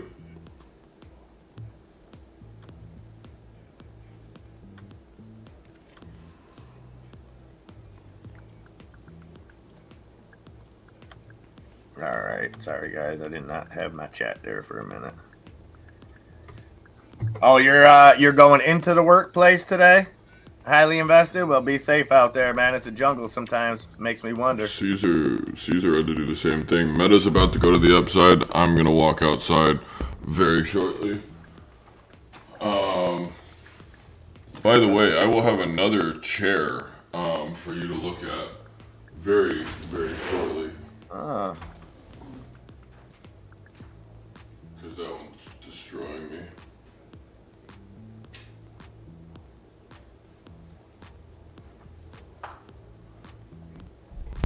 We're working on that island, Just Do. We're working on it.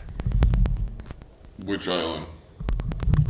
The island that we're gonna buy when we get rich and make the island of Misfit toys.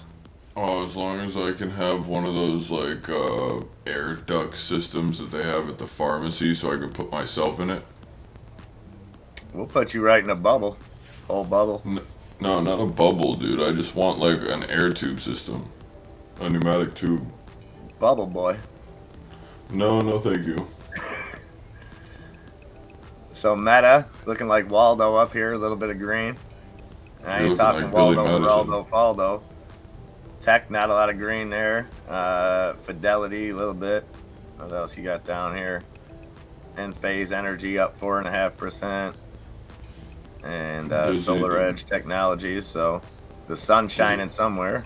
That's about Is it. anybody else about to watch Disney get gangbanged right here in live TV? Disney? The stock? Oh yeah. What's going on with Disney? Attach those two candles this morning.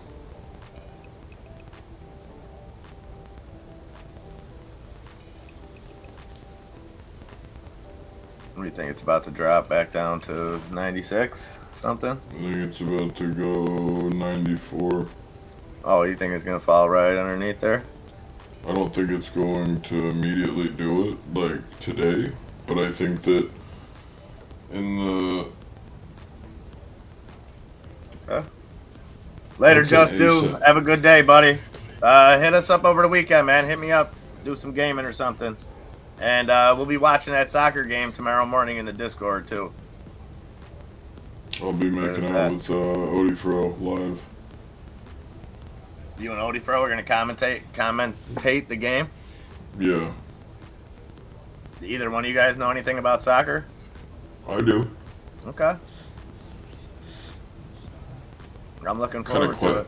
What kind of insulting ass question is that? I don't know. I don't know I don't anything think about Odie soccer. does. But I couldn't no, I'm- commentate it. I say, hey, this guy kicks it to the other dude, and now they're running down this way. I mean, I didn't know that I needed to go full like go. Like I didn't know I needed to go and do all that. Oh, but yeah, dude, if look you're at going to come, you Tesla. better come correct. Oh, I mean, I come correct with tits out. Neo daily. up 6.66%. Yeah. Also, I 12.89. called out ATER down, or it was up like I think 2%. That's moving. BTTK is also looking like it's about to do the same thing that ATER just did. Fisker is one of those that I'd be looking for right this second because of the fact that Neo ran, Ride ran. I'm not sure about Lucid yet, but you're seeing a pump on DWAC too, back to its green.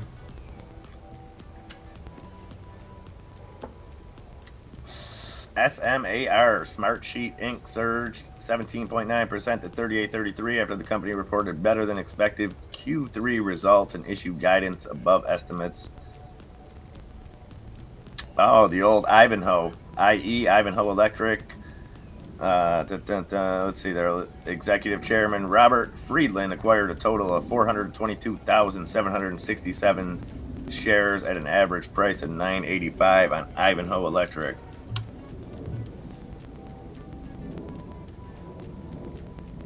And that's up almost 13%, 1148 on Netflix, you Ivanhoe. can suck it. Netflix is just crushing. Look at BIOR, which is Prague. The old artist formerly known as Prague, now named after my dog, Bior. Biora Therapeutics. No volume. 195,000 trades. Okay, I'm just saying. It's going up.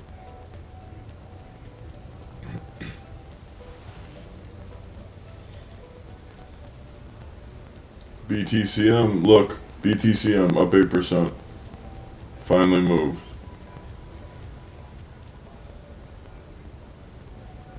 Bam.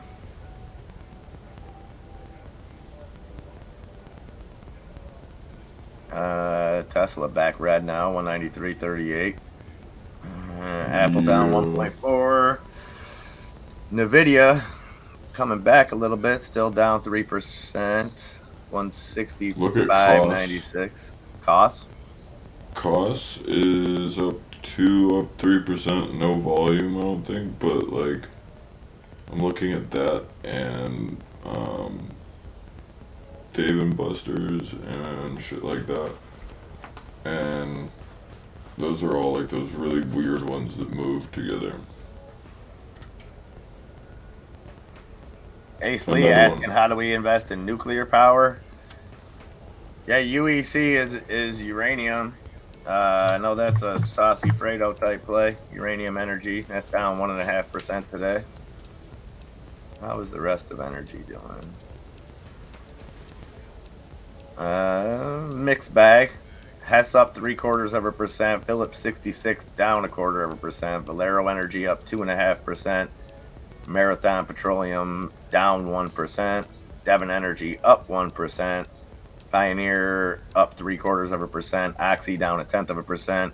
Concord Phillips up 0.5%. Chevron up 0.1%. And ExxonMobil up just 4 cents. What's up, Rick Cogswell? Good morning and or afternoon. 10:52. I guess it's still morning.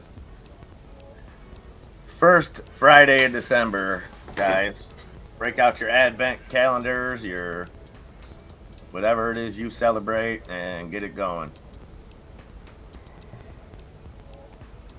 My house is already fully decorated except for the outside. I got to take care of that over the weekend. And then I'll be ready to go. Enzo, will you be hanging the mistletoe this year?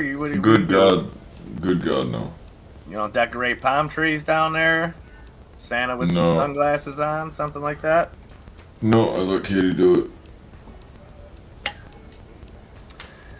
Maybe you guys should do it together. It'd be a fun adventure. I'd rather light the Christmas tree on fire and throw it out the back door. Merry Christmas. You're a mean one, Mr. Grinch. You make lots and lots of trouble, and you make it on the double, Mr. Grinch. I could rhyme a lot of things with bubble and double right now. Nikki's got his advent calendar, Lobo. It's rocking and rolling. I don't even know what an advent calendar is. It's when you open it up and you get a little piece of chocolate out of it. You don't know how long it's been sitting there. You open the door, you get a piece of chocolate. No shot. You never had an advent calendar, dude? Stop it. Where did you grow up? South Dallas? I think they have them in Texas. I mean, I'm sure they do. I just didn't. I don't know. Man, do I need to send you an advent calendar? I don't need an advent calendar. I'm sending you one. No. Grumpy, I seen that. I think someone called the cops on that when it actually happened. I think someone called the cops and said there was a dude stuck on the roof. I love it. I love it. I hope she lets you do it. NFG, the National Fuel Gas Company. I pay National Fuel. That is my gas company. Board of Directors approved a quarterly dividend of 47.5 cents a share. Why wouldn't they? If I showed you my gas bill, they could probably double that. On the company's common stock payable January 13th, 2020. I was about to say 2023 to shareholders of record at business close December 30th, 2022. So good to see my my gas money getting paid out to the investors. Hey, could be worse. Could be going somewhere else, I guess. I don't know. Oh, SpaceX to work with scientists on astronomy Starlink issues. Okay. I would hope that they were already working with scientists on that, but maybe now they're just bringing them into the fold. All Set Inc. AEI. Do you know anything about how these guys, besides they use Tesla tech for their small houses? AEI.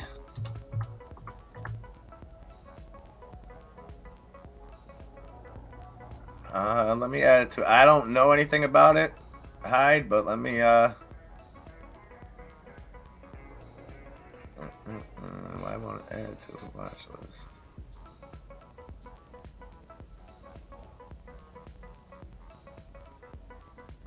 Yeah, I'll check it out, Hyde. I don't know anything about it, so I don't want to. I don't want to sound foolish, but I'll look into it. That's the small houses you said. The only company I know of, I think it's Boxed or Box It. I forget the exact name of it. The one in Vegas that makes the small, those little miniature houses, pop-up type houses. Arctic Fox, you got it at a way higher price? Okay. POTUS giving White House speech, signing the railroad bill. Oh, yeah. Here, let's see.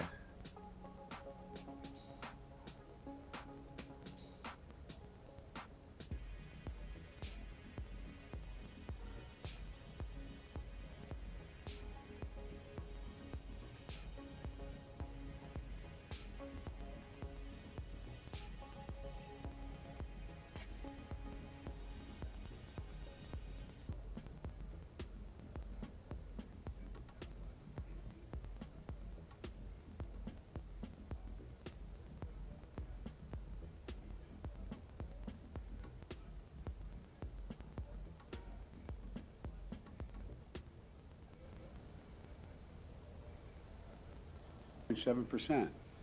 And wages for working families. I want to say this again. Wages for working families. In fact, over the last couple months have gone up. These wage increases are larger than the increase in inflation during that same period. So we're in a position now where things are moving. They're moving in the right direction. As we go into the holiday season, here's what this all means. The Americans are working. The economy is growing, wages are rising faster than inflation, and we've avoided a catastrophic rail strike. It means our plan to build the economy from the bottom up and the middle out, you're tired of hearing me say that?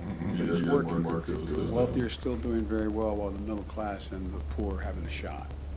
I want to thank Congress once again for being partners today, for averting this disaster and keeping our economy on a stable footing during the holiday season. I want to thank you all, and I'm going to reach over here and sign this bill and make it official. Good for you, Joe. All right. Don't want to watch that part. No, he always makes weird eye contact and hands it to somebody like it's a joint. Okay, so crisis averted. You know, hey, it's a.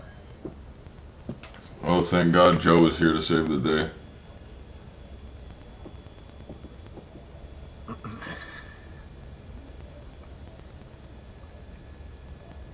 Listen, I'll still rather take any administration having a victory lap over an actual railroad strike. That would have been not good for anybody involved, and I'm just glad that they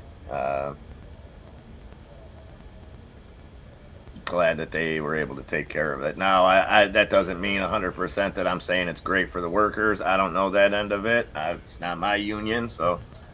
But hopefully it's acceptable to them. I know the sick day, the 7 extra sick days were a big issue for them, and that doesn't seem to have got pushed through. So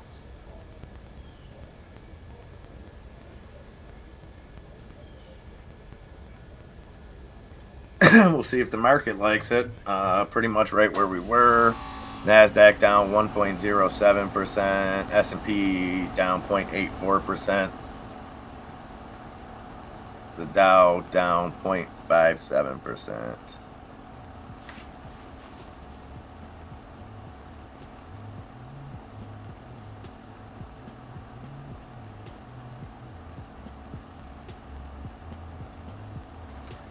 You know what's up, Jane. You gotta if you're gonna point out the bad, you gotta point out the good as well. You know what I mean? And like I said, I don't care who takes the victory lap on it.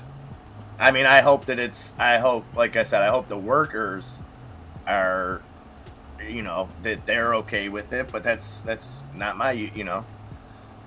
And we'll see the reaction. But the bottom line is that could have cost us $2 billion a day, and again, crisis averted.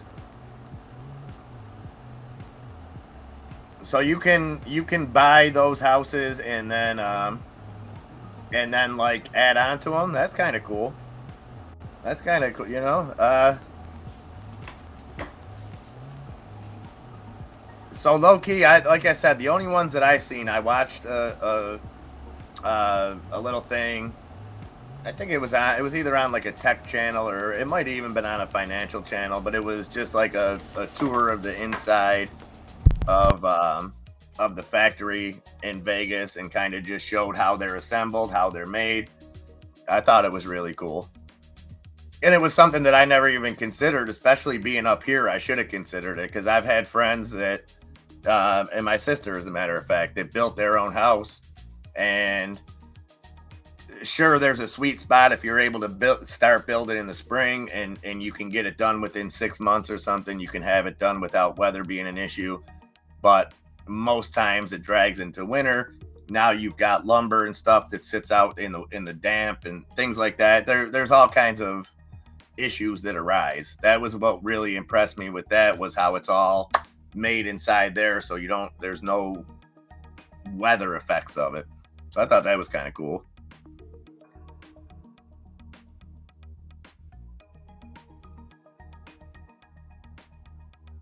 Yeah, so it goes both. So perfect, Nunya, pointing out the other side of it. Realistically, they got a huge bonus and a 24% retroactive raise back to 2020. Yet are holding out for an extra week of sick time. Not many professions get a 24% raise. Yeah, I could see both sides of it.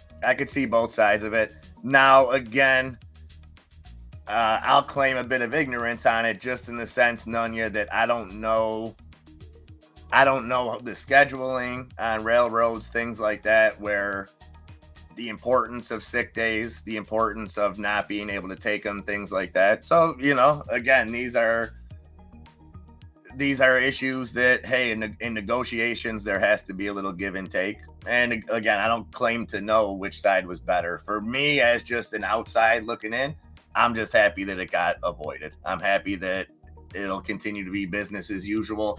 And I'm really happy that they did it now and they didn't wait till next week to get it done. Because if you looked into like when chemicals stop shipping, I think it's like 4 or 5 days before a strike could be scheduled. So you create all these log jams. So I'm glad that they got it taken care of in a timely fashion. Yes, okay. So that was kind of my thoughts on it, Junk Savvy. I don't know. Again, sick leave in different professions can have a different degree of importance, you know what I mean, depending on the shifts and things like that. But again, you gotta somebody has to bend somewhere, you know. I wish we could see that in more situations and see a little bit more negotiations, trying to figure things out. Because you can't always just demonize the provider. You can't just say, well, all workers deserve more, you know, because yeah, in relation to a living wage, what you're making compared to what it's costing you to live, I think everybody that's bringing home a paycheck deserves a raise. You know what I mean? That at least keeps up with inflation. But it's not right to just make the corporation the enemy every time blindly, you know?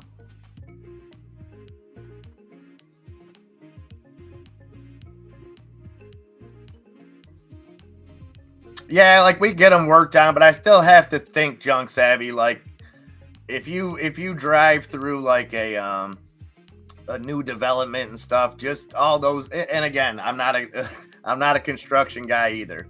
I just look at things like there has to be some kind of lasting effect. I know everything is treated and everything like that, but when you just like see feet of snow piled up on top of construction materials, and like I said, maybe it has no, maybe it's just a pain in the butt kind of thing where you have to wait for it to dry out, things like that.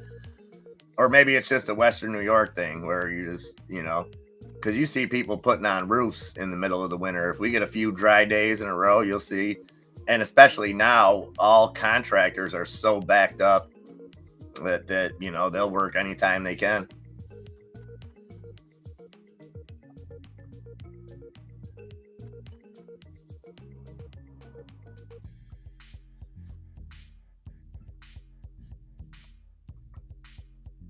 All right, 11:06, ladies and gentlemen. Let's revisit the heat map. The heat map living up to its name today, throwing a lot of heat off there. Okay, we're starting to get a little bit more green.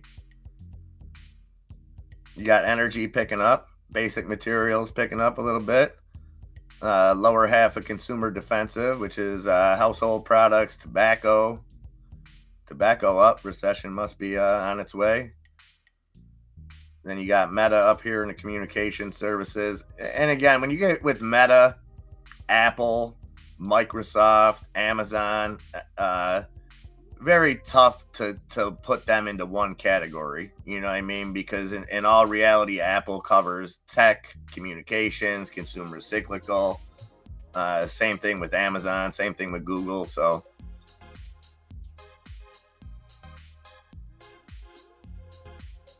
but lots of red. Lots of red. The S&P now down 0.82%. The NASDAQ took a turn after dropping below that 1% loss. Turned back down, now down 1.11%. And the Dow down just 0.56%.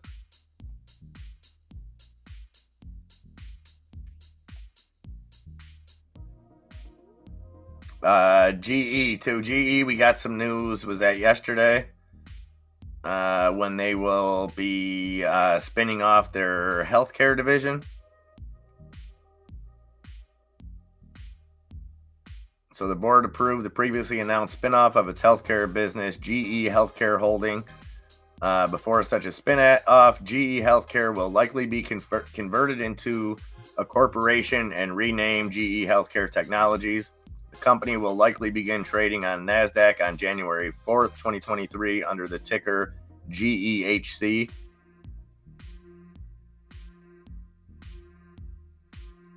Okay, so the board approved a distribution to GE shareholders of at least 80.1% of the outstanding shares of GE Healthcare. Holders of GE common stock will receive 1 share of GE Healthcare for every 3 shares of GE held on December 16th, 2022, the record date for the distribution. The distribution will likely occur after the U.S. market closes on January 3rd, 2023. Effective upon the spinoff, GE will retain up to 19.9% of the outstanding shares of GE Healthcare. GE put an initial value of $31 billion on the soon-to-be public company, the Wall Street Journal reported. Following the healthcare spinoff, it plans to separate its aerospace business from its power and renewable energy units. Yeah, so the long-term plan with GE, Kellogg's, and 3M are all to split into 3 separate entities.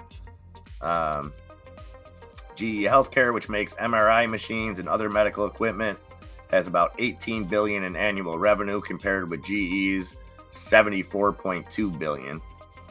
Whew. So some General Electric news for you guys. Another one that may be, it's a little pricey, but if you are to get in, you'll have 1 share of the spinoff GE Healthcare for every 3 shares of General Electric that you hold.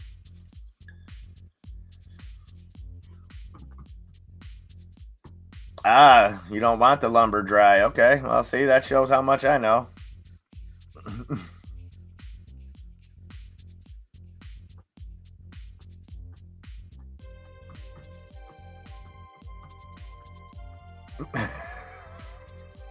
None yet.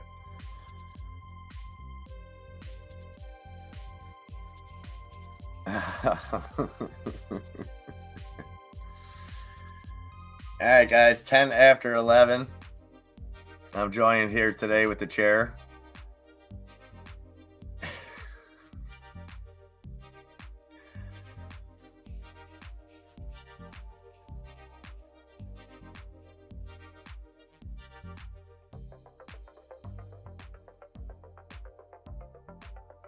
CTIB, Young Hong CTI. Up 62%. What is this all about?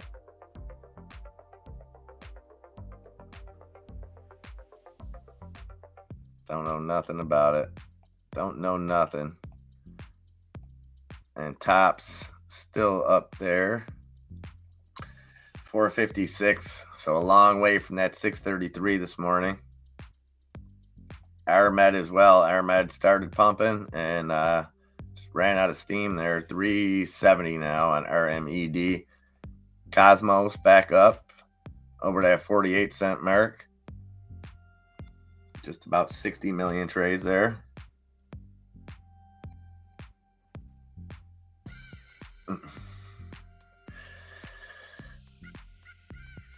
Yeah, I think I'm over that now, Ace. I gave up on talking to inanimate objects.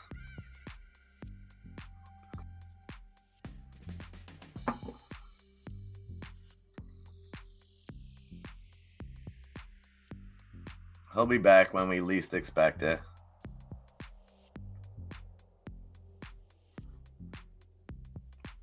I can get some lava lamps. I got 2 lava lamps right over there, Ace Lee.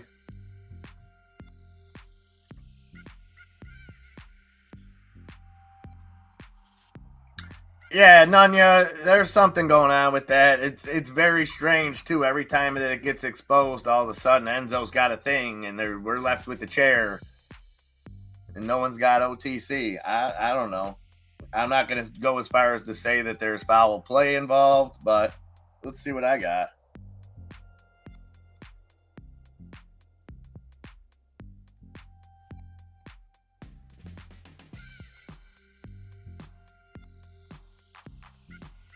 Oh, maybe I got to put gamble all. That might help.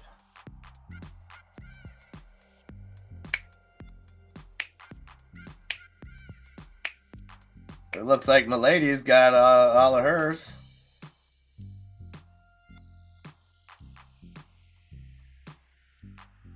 Yeah, I got 170, Nunya. And I'm pretty sure I've been here since the beginning. I don't know. Ghost in the machine, yeah. Yeah. Like I said, every time it gets exposed, he does the old, psh, I'm gone.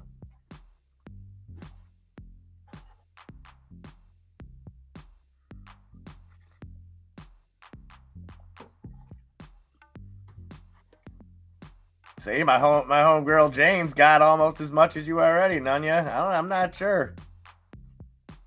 I like it. If I could give you some, Jane, I would.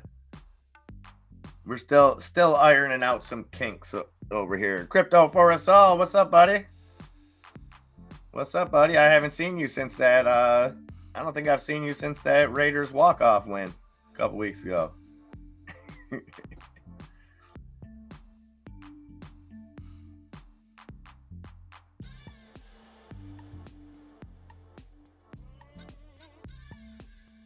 Well, like I said, still ironing the kinks out. Buddhist man! Cosmos trying to push back up 48 cents, 48.19.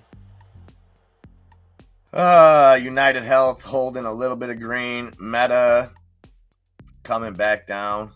So Meta ran up to 122.38. Still up just over 0.5%, 121.23. Google now down 1.5%. Nvidia down 3.25%. Tesla down at 192.08, down 1.3%. So all these things coming back. The market not really dropping just yet.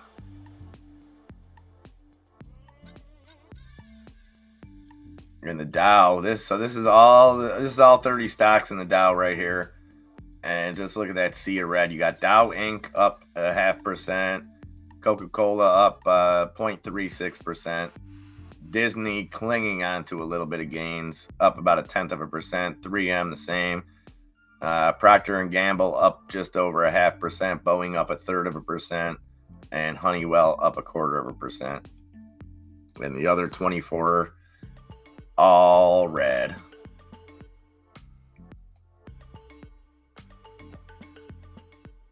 Bitcoin up at 16,921, Ethereum at 1276. Seeing a lot of people making a bull case for Ethereum. And just like comparing it, Doge slipped back under that 10-cent mark, 9.86 cents on Doge. Semis getting hammered across the board. So this one green that you see here, the SOXS is the 3X daily semi inverse semiconductor play. So you're betting against the semis on that. That's why you see it up 7%. After that, you have Micron MU, that's down 2.5%. NXPI down 2.7%. Broadcom down 2.14%. Qualcomm down 1.5%. And then SOXL, you see here, that is your bull ETF on semiconductors. Same inverse as the same leverage as the SOXS, sorry. Intel down 2.6%, down at that $29 mark. When does Intel become a buy?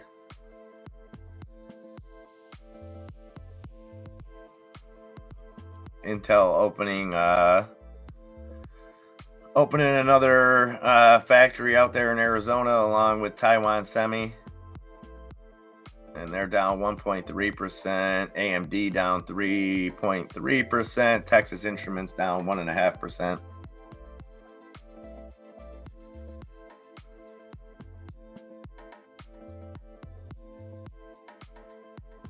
Yeah, definitely diversify a little bit, Grumpy.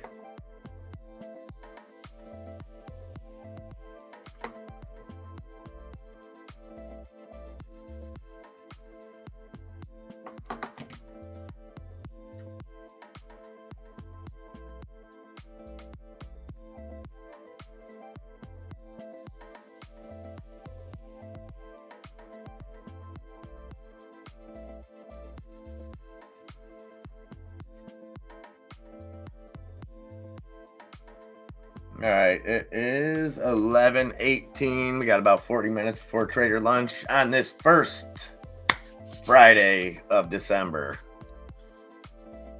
How's everybody feeling? Enzo had to go take care of something real quick, so he is not just blowing us off.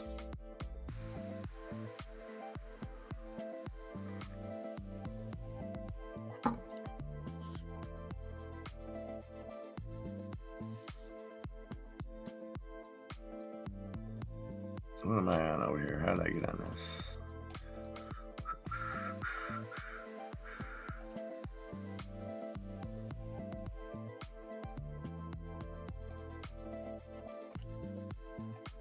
And AMC continuing to hold. 2.25% gains, 836 on AMC. GME up at 27.32.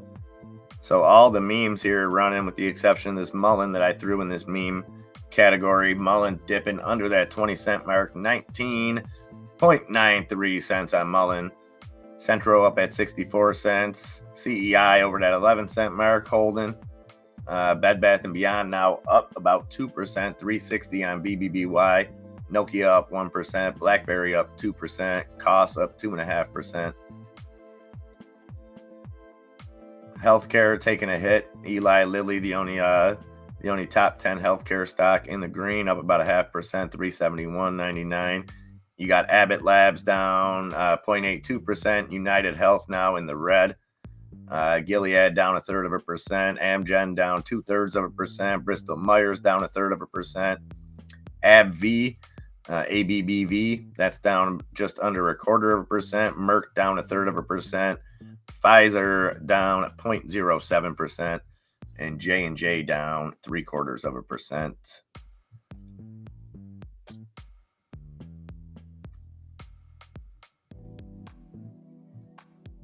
That sounds like it could be the title of this song that we're listening to right now, Arctic Fox. A Deep and Dark December. AIM, AIM, thank you, Sabrina. AIM Immunotech announces abstract accepted for poster presentation at British Society for Immunology Congress 2022, Wednesday, December 7th, from 5:30 to 7 p.m. What is GMT? What is that? Guam Standard Time? Something like that? General something? So 5:30 to 7. I'm not sure GMT. I'm sorry, Bree. I only operate on East Coast time. I can do East Coast and West Coast. Anything else is outside of my realm of expertise.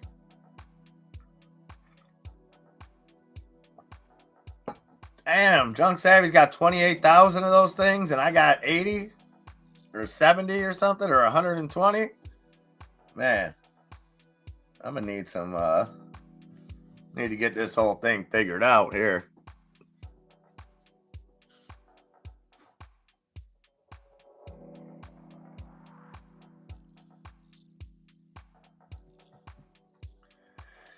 Tennis is physical. Man, if you bought that DNA, did you did you add any more DNA this morning on this dip? So DNA, and that was a good call out. Junk Savvy called it out. I think it was down 7 or 8%, right around there. Down now just 0.5%. So hit its low of 183.5, up now at 196.5. Okay, Arctic Fox, you cheering for that Cosmos too? I've been, I know Junk Savvy's in on it. I've been cheerleading for it. Let's go. Almost hit that 50-cent mark. Let's see if we can climb back over that 50-cent mark. 49.3 cents on Cosmos.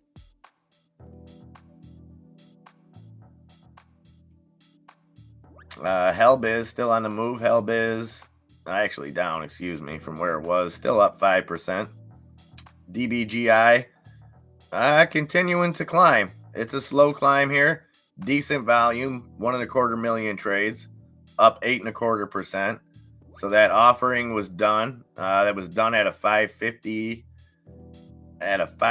mark, I believe. So again, you have to think that there's probably some upside up closer to that $5 mark, but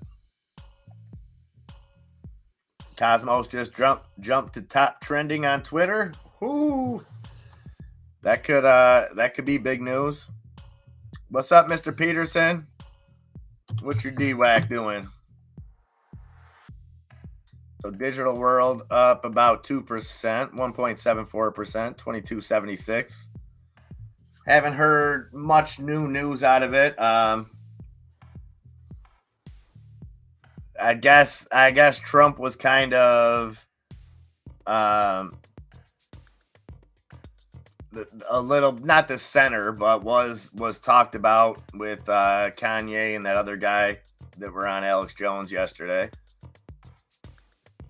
I didn't think that they really put Trump in any kind of good or bad light. I didn't think it was anything to write home about. I think truth still kind of hangs in the balance with everything going on at Twitter. I think we have to see how that shakes out, and I don't know. I mean, I think obviously Trump already announced his that he's running, so you have to think that once campaigning starts to ramp up, that Truth Social would be somehow involved and maybe would be getting money thrown at it. I don't know.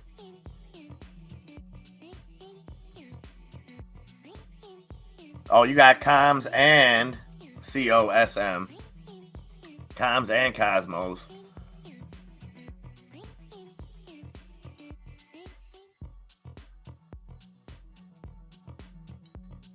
I mean, it's held. And when did he announce? It was back right around here, right? It was after the election. Was it the 18th or so?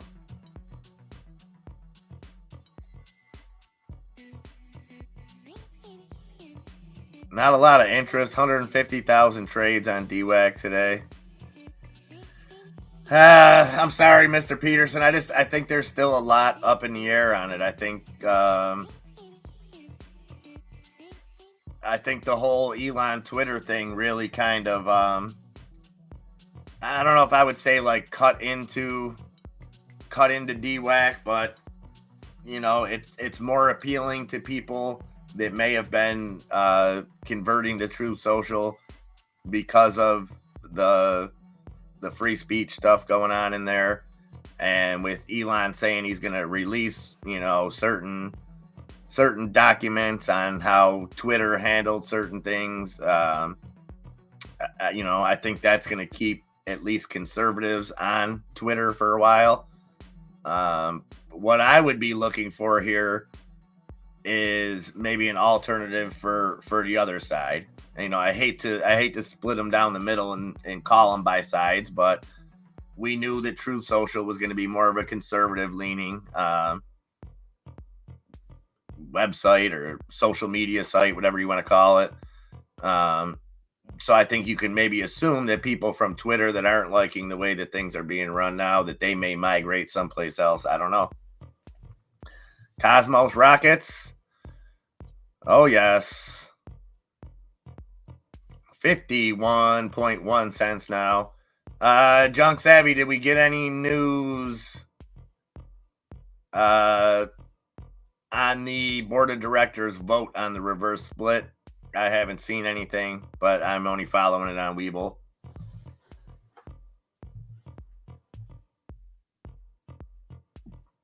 Oh, wow. So what's the application process for that, GTA? I like to consider myself a pretty Zen guy. I'm not a Buddhist by trade, but I think I would probably fit in a Buddhist temple in Thailand after being left empty because all the monks tested positive for methamphetamine.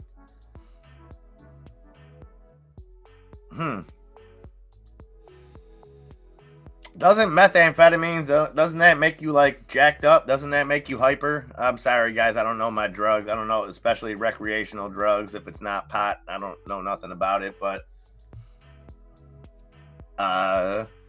wouldn't methamphetamines, like, isn't that against what monks go for? Like, monks, ain't they just trying to chill and, and you know, chant and stuff like that?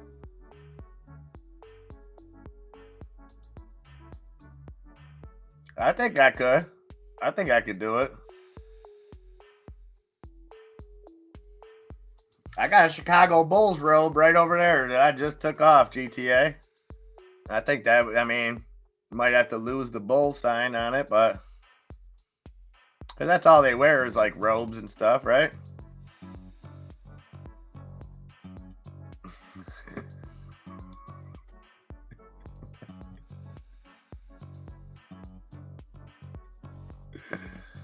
Oh, man. Excuse me.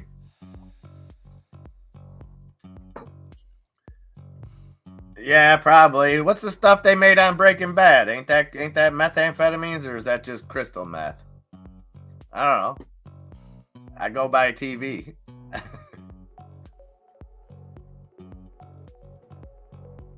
Yeah, those are probably those same ones that got fired. Lobo. They're not supposed to be doing karate in the garage and breaking boards. They're supposed to be Zen. I think you're talking about Beverly Hills Ninja. You're not allowed to talk? Well, yeah. Maybe I'll think twice about all that. Anyways, much love to the monks out there. Hopefully they can get that temple replaced. Get some monks up in there, get it running.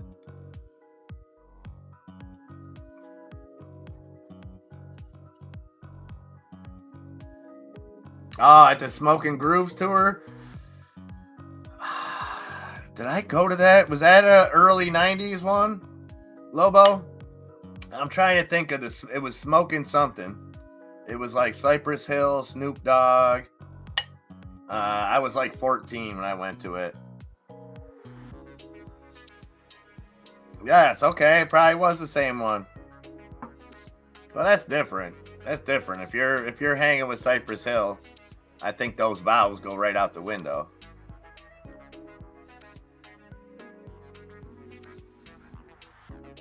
They would have been super talkative. Yeah, so they were onto them. They should have been taking downers, and no one would have even questioned them. Well, in hindsight, at least from what I'm seeing, they all went down together. You know what I mean? So there was some solidarity there. There was a good thing. Okay. Yeah, I learned that at a young age. Master P made a song about it, Arctic Fox. Can you imagine, like, 14-year-old me running around talking about make crack like this, make crack like this? Yeah, he had a whole song, told you how to do it if you wanted to. All right, it's Friday, guys. It's Friday. We got about a half hour before we get into Trader Lunch. How we feeling out there? Market pushing back to the upside. NASDAQ now down 0.86%. The S&P down 0.64%. And the Dow down 0.41%. So we're getting some upside here.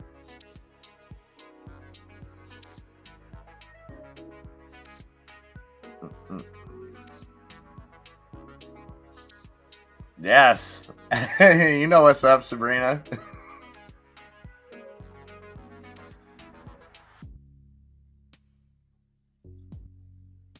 I wouldn't say I was coveting it. I'm just saying there's something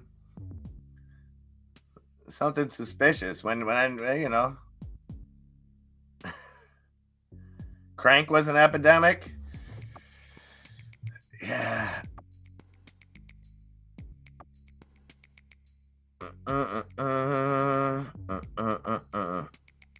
I swear like this is about to be Beat It playing right now. Or Bad, not Beat It.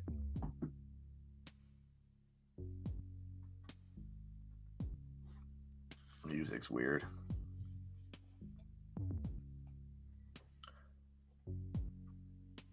Yeah, luckily I can say, Lobo, outside of just, the normal pot, alcohol type stuff in my high school, at the time anyways, there wasn't really, knock on wood, there wasn't really any hard drugs taking hold yet. As I got older, generations kind of before me, there's obviously opioid epidemic that hit our schools hard here.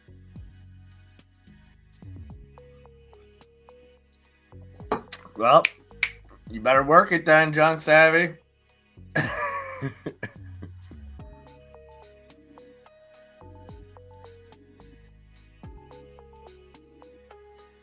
High-speed chicken feed. I call it the booger sugar. Well, listen, I think with the recent movie or the new movie coming out, Cocaine Bear. Is that what it's called? Cocaine Bear? The story of when a bear got into some cocaine? I guess it brings wild animals and the cocaine problem back into focus. I think for too long, we've kind of let it slip by the wayside. For too long, wild animals have had their way with recreational drugs, and I think it's time we put a stop to it, and Cocaine Bear should help raise that kind of awareness.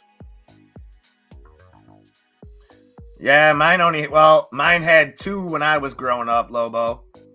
But then what happened was they made plans to build this new one that if you didn't know it was a school, if you looked at it from like the outside, you'd be like, oh, you guys got a pretty cool prison here. But so for like the 5 years before they built that school, they stopped putting any money into the other schools. So like we were sharing textbooks. We were You know, we had big garbage cans collecting leaks from the ceiling and stuff like that.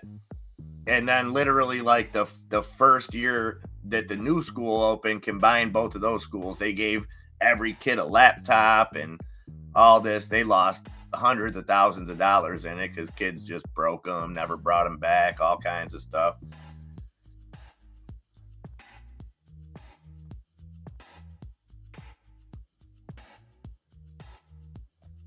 No, I never. I think I've told this story before. I snorted a pixie stick when I was making a video to try to win a thing in a dare contest in like 4th or 5th grade, maybe 6th grade at the most. Snorted a pixie stick, and even if I wanted to ever put anything in my nose, it could never be possible. Like that. Nope. Your whole county has one high school and surrounding counties the same? Yeah, I mean, well, actually, we had 3. We had a Catholic high school as well. That's been shut down. So now we just have one.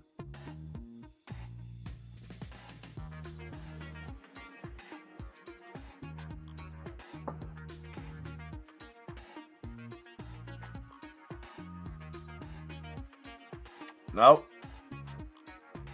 No, well, one time they had him in the school, Lobo. A kid I knew was wanted for a homicide, and they had brought the dogs in.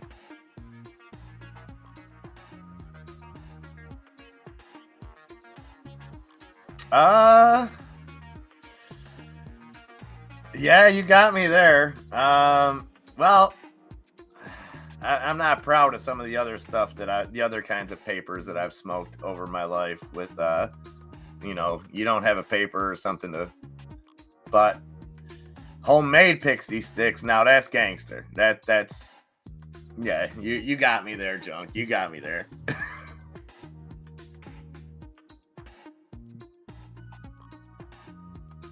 We never had those, Nunya, but we got them now. We got them. And this happened in the last 2 months. They have metal detectors in Nikki's school now. So in an elementary school that only goes up to 5th grade, 6th grade.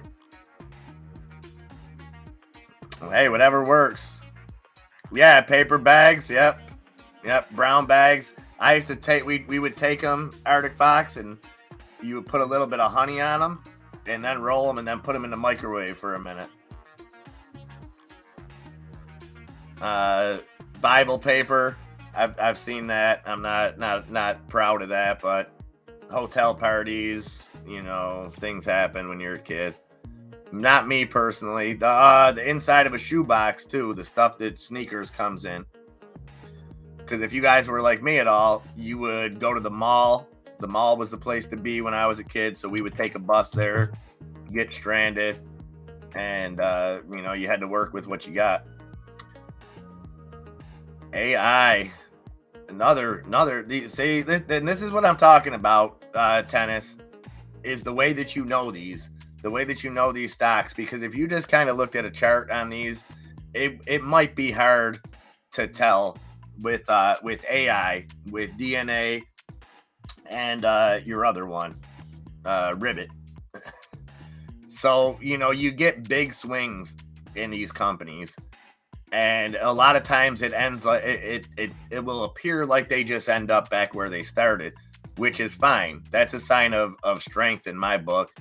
But like I've said, the way that he trades them, he's buying these dips, selling these rips, but has a backstop of if something catastrophic happens, the market starts to crash, this stock drops, I'm not worried about it because I'll average down, because I'm not just buying into some fly-by-night stock. And when I say I'm speaking for Tennis, which I don't like to speak for people, but I've followed enough of these trades of his to know, not to say that I'm capable of doing the same thing, but to kind of know his methods. And it's really cool to see, especially because it could go one way or another. When one of these stocks is down that he plays, he doesn't put his head in the sand. He averages down, gets to where he needs to be, And then when it gets back up, he gets a profit off of it.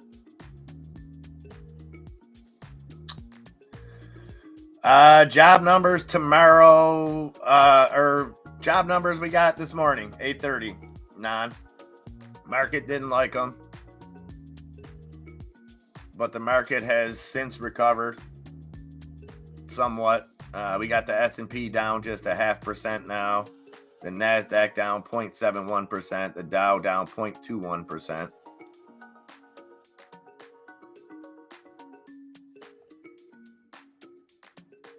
And not sure what's holding it up. Meta starting to cook a little bit. Meta up 1.6%.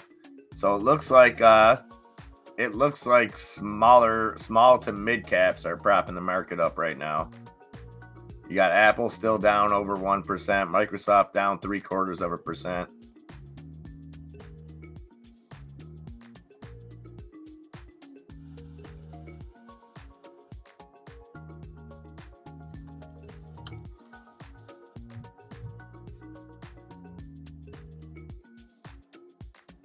And the SPY up right now at daily highs.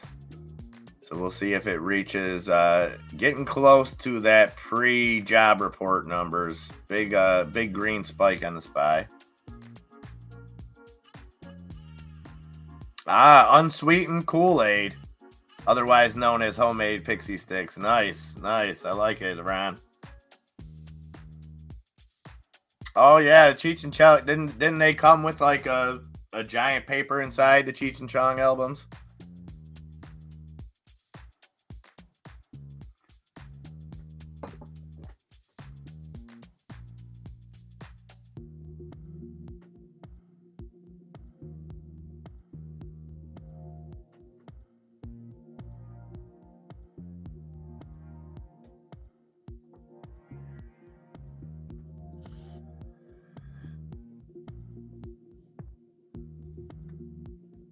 I got suspended, Sabrina, for having too many matches in my pocket. So, when I was in 9th grade, a friend of mine who was in 10th grade, he had a better locker than me. My locker was in the middle of nowhere. So I would use his locker a lot of time, and I left my jacket in there. And then some kid dropped a dime bag in front of a teacher. So they started searching just the lockers of the people that were in that class. And then one happened to me, my friends. They found my jacket in there. He told them it was mine.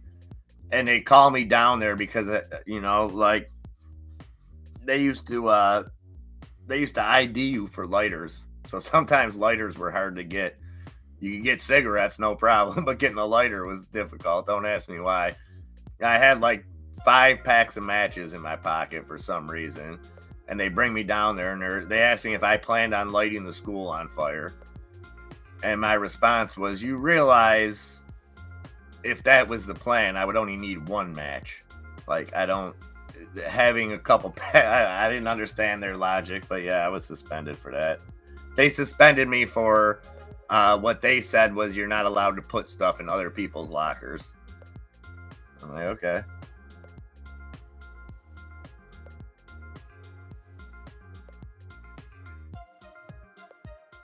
Yeah, they only mattered for an hour, 9.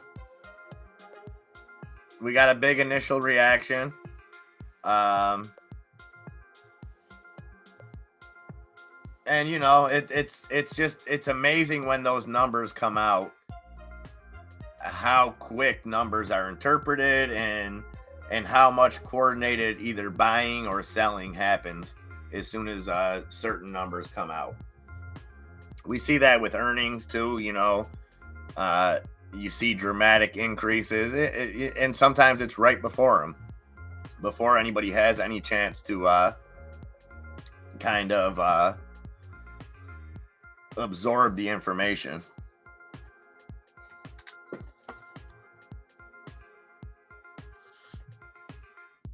All right, guys, excuse me for just 1 second. I gotta take this phone call. Just because it's my sister. It could be about my nephew, so just give me 1 quick second, guys.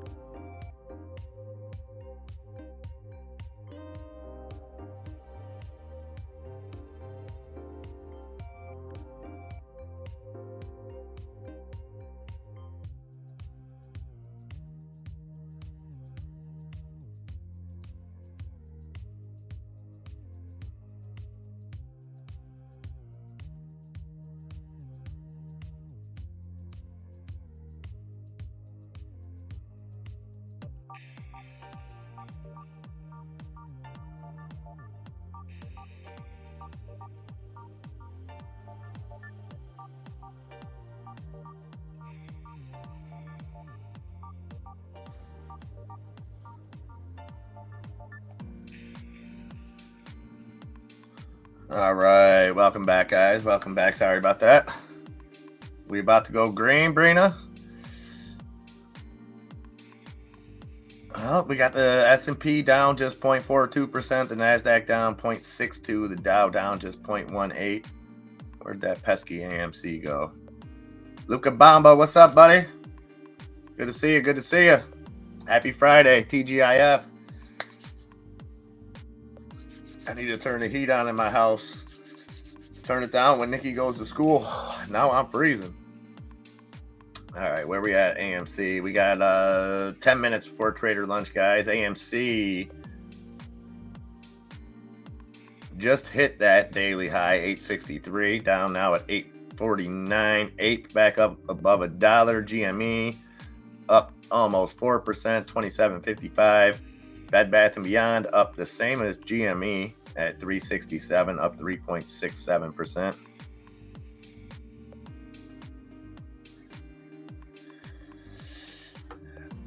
Let's see. We're going to see 100 million by lunch, Junk Savvy, on that Cosmos.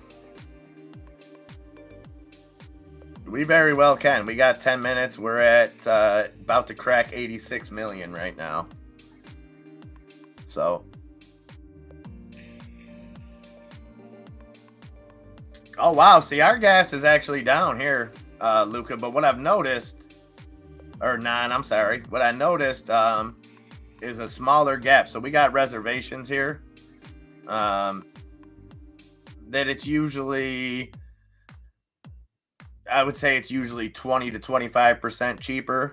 I got gas off the res the other day. I paid $3.44 a gallon. And then seen it at the res, it was only $3.34. So it may have been a one-off. But yeah, our gas, as far as at the pumps, now that's the thing too, Nan. When people talk gas, they only talk fuel, gasoline. They only, most of the time we gauge it.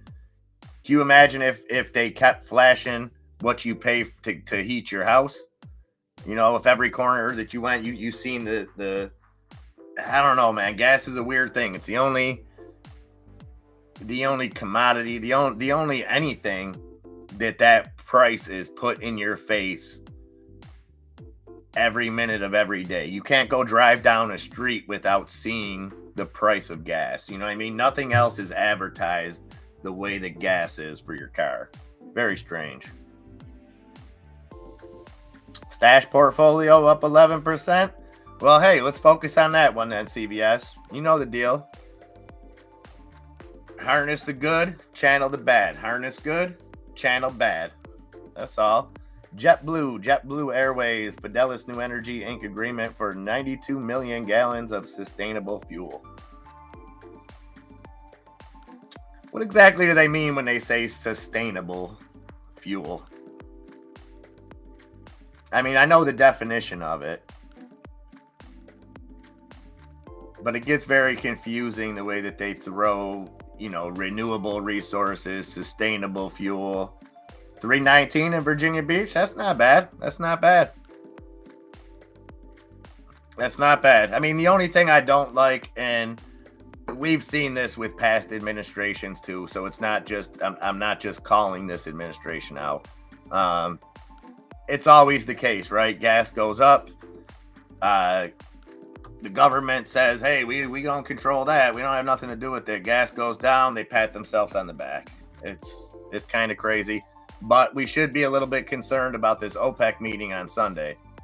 I'm not sure what time it is or even where it's taking place, so I wouldn't know time-wise. But we should see some kind of effect from it come Monday morning. GGG, Graco Invests increases quarterly dividend 11.9% to 23.5 cents. And we're really seeing the dividend game heat up here.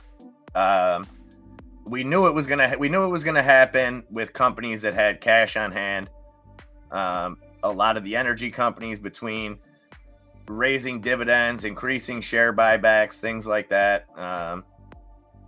So again, I think when we look back at 2022, something that's going to be glaringly obvious, and something that my man Charles Rowland has been preaching for this whole year. When we look, there's a good chance that most blue chip stocks at the indexes probably going to end in the red. And I think when you look at dividend growth, I think a lot of people are going to be surprised and say, wow, that was the place to be in 2022. But again, hindsight is always 2020. Very easy to spot things out in the rearview mirror.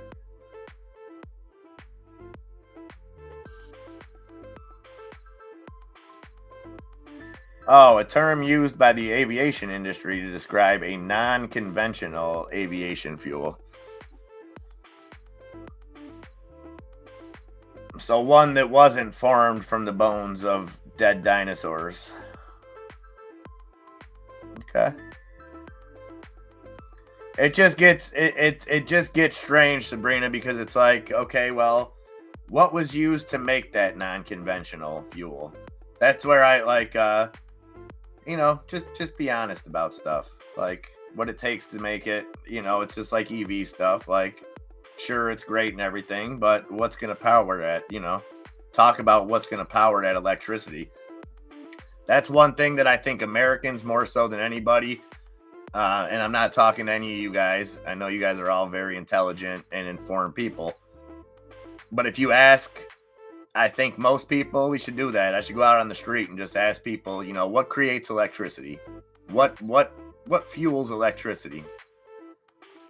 I'd be willing to bet you that half the people, if I walk down the street, I bet you half the people wouldn't have a clue.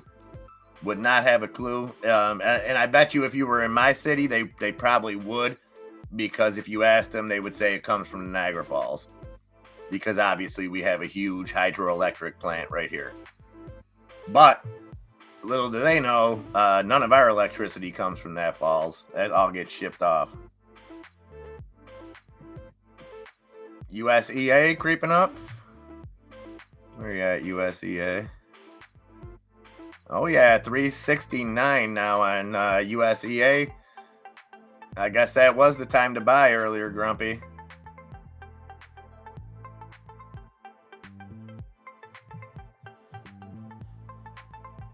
Forestry and agricultural waste, used cooking oil, carbon captured from the air, and green hydrogen. Okay, I'll take that. Good answer, Sabrina. That's all out of my league.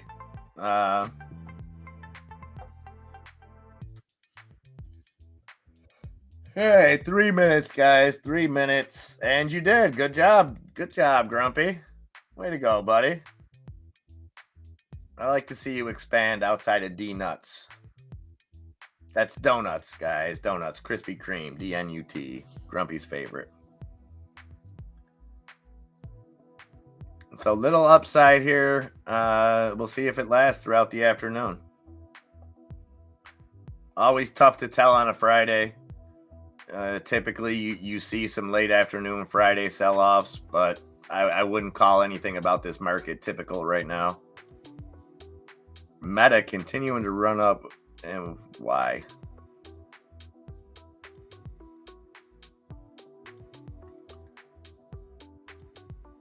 So that would make sense. Up 2%. On female truck drivers accusing Meta of steering ads for lucrative jobs away from women and older workers based on the type of role. So Real Women in Trucking filed the lawsuit with the Equal Employment Opportunity Commission. They allege that the underlying algorithm powering Facebook's ad system is far more likely to show ads promoting jobs in certain blue-collar professions, such as trucking, firefighting, manufacturing, and construction to men. Similarly, Facebook is more likely to show ads to female users for roles historically considered women's work, like housekeeping, home care, and childcare. So by that right, can I sue him too? Can I say, and this isn't me being a smartass, because I think, I think equality is important. But because I didn't, I consider myself a pretty good dad. Maybe I'm looking to get into childcare, and all they're showing me is these pesky plumbing jobs and construction jobs and stuff. Do I have a case?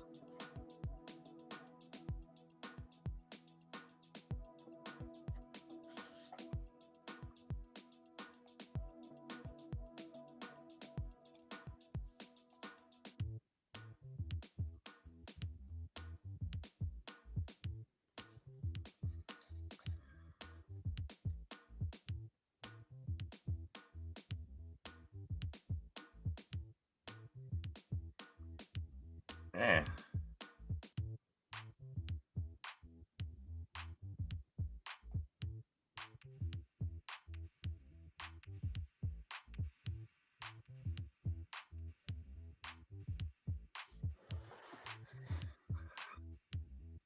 So Canada, what's going on in Canada? Luca Bamba, where are you at?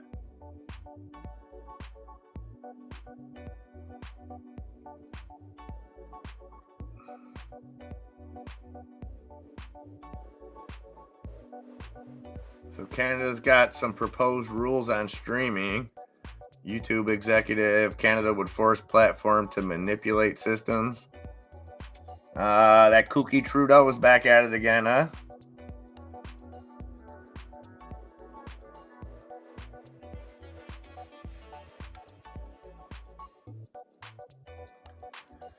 So Alphabet and Meta are opposing a proposed regulation in Canada that would require digital platforms to make annual payments to local artists and revamp their algorithms to feature Canadian content, the Wall Street Journal reported Friday. According to the report, officials estimated that the new rules could fetch $1 billion Canadian for the country.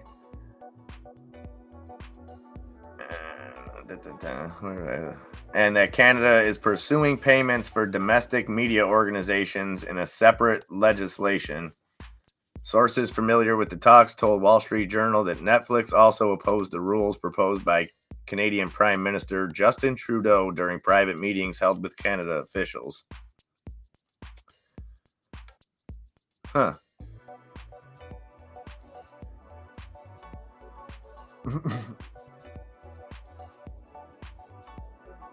Yeah, Caesar, and I mean, again, it's not me. It's not me like saying equality is a bad thing or anything. But once you open up lawsuits like that, where does it stop? Like what realistically is the difference between both sides of it? And I'm not saying that those ladies that proposed the lawsuit are saying that it's okay on the other side by any means. You know what I mean? But I think the same thing could go both ways. If women aren't being shown, industrial jobs, things like that, and men aren't being showed what some might consider a typical woman's job, I think it goes on both sides. I think you can, but at the same time, is it that bad of a thing? Now, I'm sure there's some statistics that back these up. It's not just that Zuckerberg's a misogynist. I'm sure more men work in certain fields, more women work in certain fields, and I don't think it's nefarious. I don't think that they're trying to keep men or women out of the opposite workforce. It's just targeted ads. You target ads. You're not every ad is going to go to the right person, but you have to at some point accept generalities when it comes to advertising, I would think. But again, I'm just some dude on YouTube, so what do I know? All right, guys, we are into Trader Lunch. Jane Hammond, if you are still out there, just to let you know kind of how we've been operating here. So we're on from 9 to 12 every day. Then we usually take a little break. We leave the stream up, and then we're back for Power Hour. That gives me a chance to get some of my daily activities, laundry, all that kind of crap done, get Nikki from school, and be back here for Power Hour. Obviously, that's not set in stone. When we have some things come up, always willing to do longer shifts and stuff like that. Yeah, that's the thing, CVS Frog. Like, well, that's another great point too, Junk Savvy. Is I believe that they are. I think it's probably a combination of everything. It's probably a combination of, like, I'm a 42-year-old male, so I would expect them to show me employment opportunities that, sure, there may be a 26-year-old woman looking for the same job that they think I am. Absolutely. I'm not saying it's going to be perfect, but it's splitting hairs at this point. I just think that there's a lot more suppression, stuff like that can be being dealt with. And not to mention, this is my real beef with it. I'm unemployed. I need a job. I pick up this phone right here. I go on Google and I type the job that I'm looking for. Google doesn't say, are you a man or a female? Are you a male or a female before we tell you these job openings? No, they give you your job openings. So, like, if you're relying on Facebook for a job, and it comes down to entitlement. Everybody thinks everything needs to be handed to them. Oh, the job wasn't put in my face and handed to me. I had to go out and look for it. Well, welcome to the fucking real world.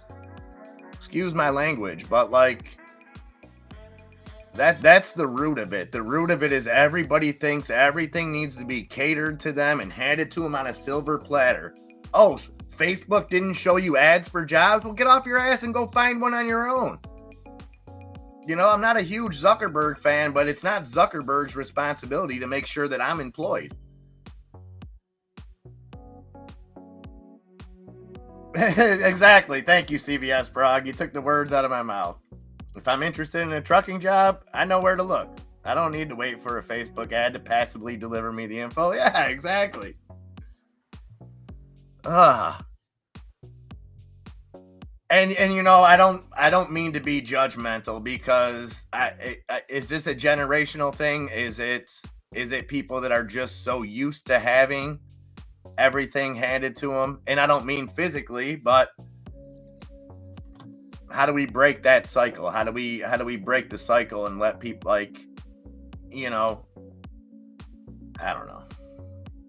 I don't know. It's like, now I could see if, like, the rest of the internet didn't exist and Facebook was just like, say Facebook was, let's just think in a completely hypothetical world where Facebook is your newspaper. Okay. If you were delivering different newspapers to a man's house as you were to a woman's house and only including that information, that would be one thing. But you got the friggin' internet. You can find anything you want on there. Non-refundable, my man. Appreciate you, brother. I do. And that's the thing, CVS. That's why you guys are all amazing people, because it's like I always say, it's very easy for me to sit up here and point out flaws in policies and decisions and stuff like that, which is fine. But if you don't give credit to the good decisions and good things like that, then that makes me just as big of a hypocrite. And I try to give credit where credit's due. And like this case, I would, as much as anybody, like to see Meta go bankrupt with lawsuits, but I just don't agree with this one. It's, I didn't either, GTA. This is all news to me. It did all start with participation trophies, Nunya. Birthdays. The ultimate participation trophies. Tiny Boxes. What's up, Tiny? Great to see you. Oh, Jane Hammond. You know how unnecessary that is? Please, Jane. I hope you know your presence is exactly what we wanted. Really appreciate that. but please know. And, you know, I know there's some people in the community that could vouch for me. You were one of the people that was high on the list of not, we need to get Jane over here. I need to know Jane is okay. And, you know, not that I have to prove anything to anybody, but I'm sure that there's people in here that I talked to personally about it, that it wasn't, it was never about, well, we need to steal viewers, we need to do anything like that. It was about me genuinely caring for you people. And Jane, you are one of those people. I really missed being able to talk to you on an everyday basis. And I never forgot everything that you did for me, for my family, for Nikki, and I never will. But please know that that's not the intention. The intention is, I think you're an amazing person. We spent a lot of quality time together, and I just wanted to know that you were all right. Yes, me too, non-refundable. I mean, I guess that's kind of, I guess I kind of turned this into a, what grinds my gears segment every day. But it's all out of love, you know what I mean? If it was, I don't, you know, you guys know how I am. So far, so good, Tiny. So far, so good. I'm hoping it was a one-off. It's supposed to be nice this weekend, so I'm gonna try to get out there and see if I can locate the problem. But I'm hoping that it was just the way that how windy it was that day, and the way that it was raining sideways. I'm hoping that some water just got in there. I had a space heater in there, so I'm hoping anything that was inside the wall has dried up. And yeah.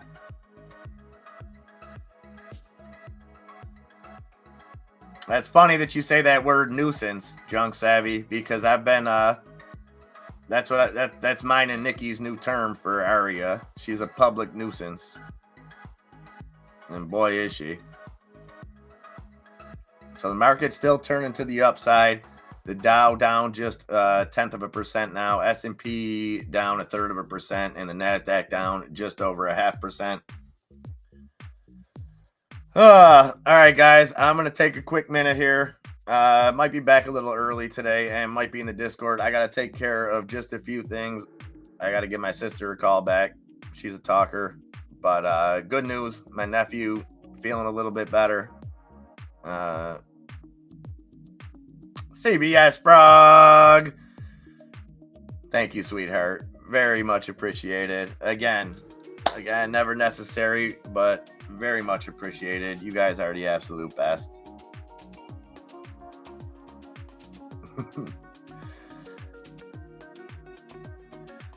Denise the Menace. I like it. She's just, you know what? She's not bad. Like, she doesn't chew stuff and destroy it. She just is so nosy.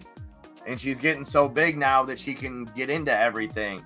And it's really making my elf on the shelf difficult, because I've got to get this. I got to make sure to put the elf somewhere that she can't get to. And I never had to worry about that before. Like, my dogs wouldn't get into it. Now, I got to, you know. It's just, yeah. All right, guys. I will, let's see. What should I put up here? I'll keep switching this up, too. Like I said, I got to do some laundry. Try to get all that stuff done by the time the boy gets out of school, so we could have start our weekend together. But I will be around if anyone needs me. And, yeah, I'll be back in a little bit. All right. Much love, guys. And again, thank you all for being here. Much, much appreciated.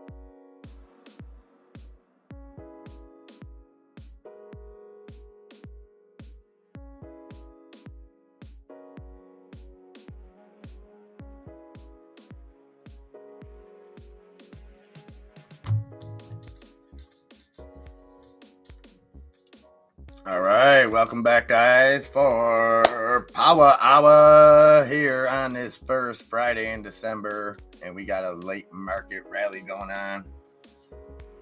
How's everybody feeling? Looking like this day might turn green after all. We got the Dow in the green now, up 0.13%. The S&P down just whoa. Sorry about that.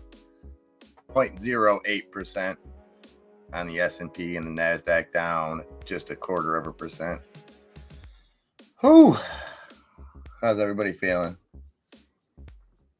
Wild day. Not explaining. I do want to, before the day's over, interesting little clip from CNBC in regards to the OPEC meeting on Sunday, and kind of playing out the three scenarios of how they see that playing out. So we'll get to that in a little bit.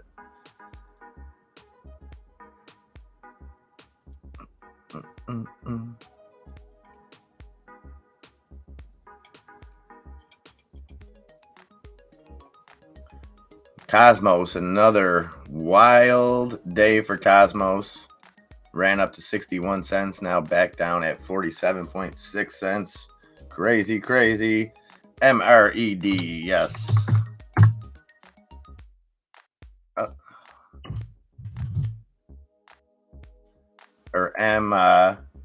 Is it MRED? I know I was looking at it earlier.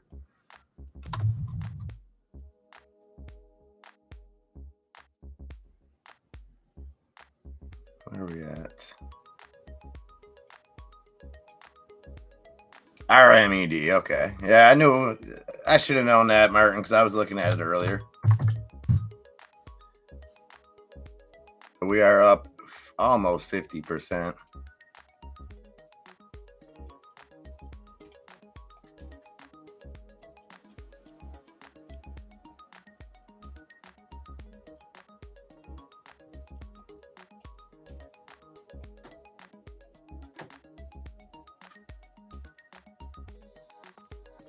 And lots of gaps to fill in this, Martin. Lots of gaps to fill.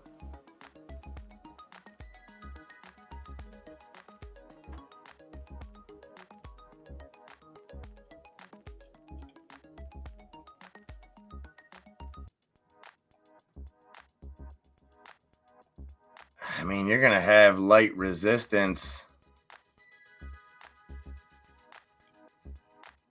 I guess you got this $5 mark. Then you're going to get some more up here around 560. Then you're clear to 630. Oh, look at this volume. So 19 million trades, almost 20 times the daily volume today. How has this been the last couple days? So 25 million yesterday, 20 million today. Not even a million anywhere in sight before that, until that last big drop here. So you got a couple gaps to fill up, Martin. I don't know, 50% gains. What's this running on?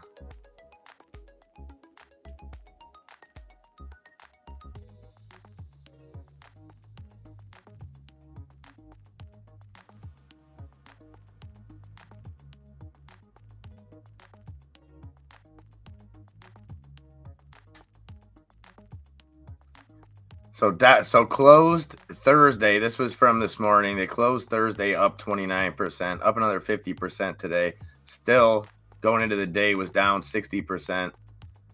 And they got good news on an acquisition target. So you got to think that acquisition must still be in the pipeline. Martin, let's see. RA Medical said on September 12th that it was buying privately held Catheter Precision, which, if completed, will result in a combined publicly traded company focusing on the cardiac electrophysiology market.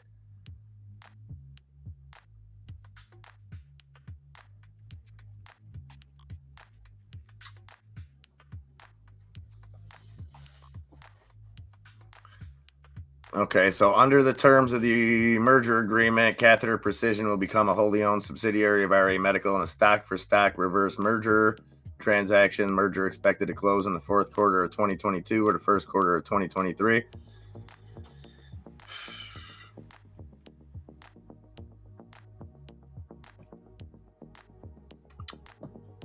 Yeah, so you got this catalyst that that the target company of the merger putting up good numbers and releasing data that they've done 800 procedures so far. So you got to like that news. The question is, how long do they try to push the merger through before the first of the year, or do they wait till early next year to do it? Tough, Martin, for something like this. Just with the OPEC stuff coming out over the weekend, not that that's going to affect everything in the market, but we've seen energy. If there is some kind of energy fears, you know what I mean? We could see, you know, maybe some market downside. So I would be a little bit leery of that.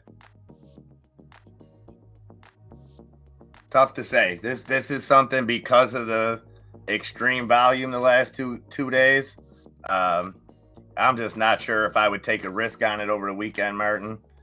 Now, you know, I tend to trade a little bit more conservatively like that. So where are we at on the day? I mean, you're up near daily highs, 52% if you're in there. Michael J, yes, so good to see you. So good to see you. Very, very cool. Two of my favorites in the same day. You and Jane Hammond showing up absolutely made this Friday beyond fantastic. Beyond fantastic.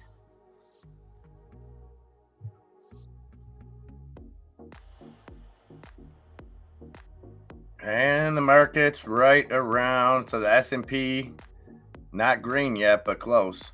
Down just 0.7%. The NASDAQ down just 0.1%. And the Dow Jones up 0.12%.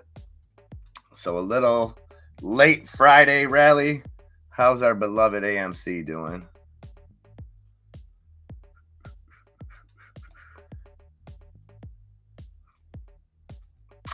One second, Martin. I'll go right back to that. AMC up at 8.39.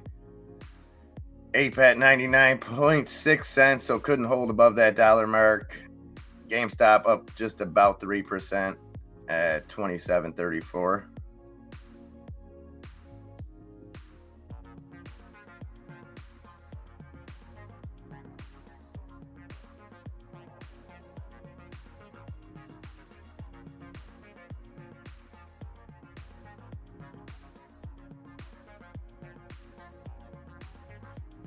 Well, that wall looks like it got eaten right through, Martin.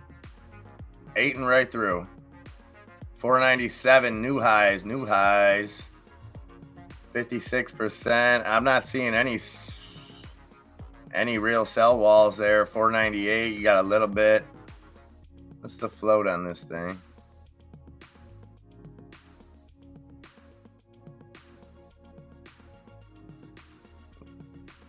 Very low float on this too, Martin. 2.15 million.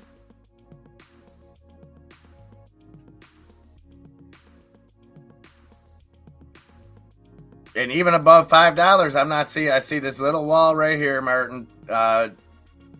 Under 5,000 shares at 498, and then I don't see. You got 2,000 at 507. But you got to think people are going to take profits right here when it's trading 20 times the normal volume. You got day traders all over it. You know what I mean? A Christmas horror flick called Don't Open Till Christmas from 1984. Sounds like a grab. I like it. I want a full review. I love horror Christmas movies. Oh, look at this. President Joe Biden has officially signed a marijuana research bill into law, making history by enacting the first piece of standalone federal cannabis reform legislation in U.S. history. Well, I will cheers to that, Mr. Biden. And again, back to what we always say. You absolutely have to give credit where credit's due. You know what I mean? Some people might not like to hear that. I get it. But it goes both ways. And hopefully that's a stepping stone. You know, the big thing for me, the research end of it, I love that. That's going to free up, make research easier, stuff like that. But I would really like to see some of the banking measures taken so that the people running some of these operations can be treated just like other businessmen and have their money federally insured, stuff like that. Yeah, Violent Night does look good. And again, I know I asked this yesterday. I don't know if anybody answered. Is that the dude from Stranger Things? Is the star? Like the main guy, like the Billy Bob Thornton of that?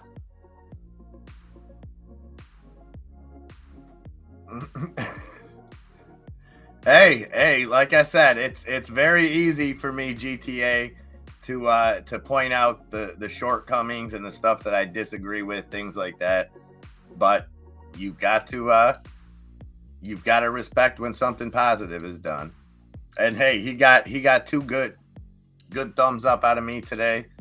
Granted, whether the first part, was really anything to do with him, but signing this into effect and again stopping the railroad strike. However, maybe it was politicized. I don't know. I just know that the bottom line of that $2 billion a day that may have got sucked out of our economy, had there been a railroad strike, for better or for worse, I'm just glad it was averted. And it looks like, that's why I can't tell, because it looks like I'm CVS. It looks like I'm. I haven't looked at I haven't brought myself to check IMDb or anything yet. That is him. Beautiful. Beautiful. Thank you, Junk Savvy. David Harbour. That guy's awesome. He's awesome. I ain't gonna lie. I'm a sucker for Stranger Things.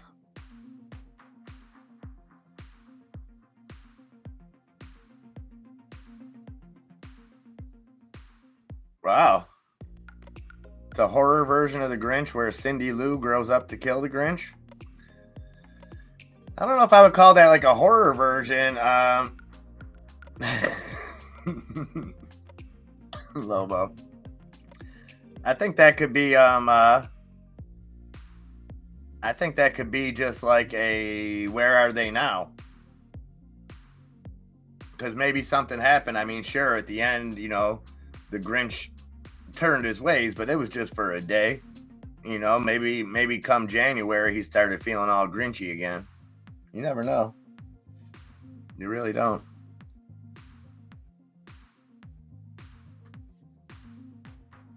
All right, we're at 3:17. Here, you know what? I am going to play this little clip real quick. Like I said, this guy's good. He's Brian Sullivan. And he has a guest on who actually worked for OPEC. So just a quick, it's only like 5 minutes long.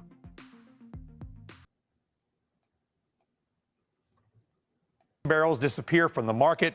This puts Europe and maybe the world into a deep slowdown, recession, etc. OPEC does a massive cut to try to keep prices elevated.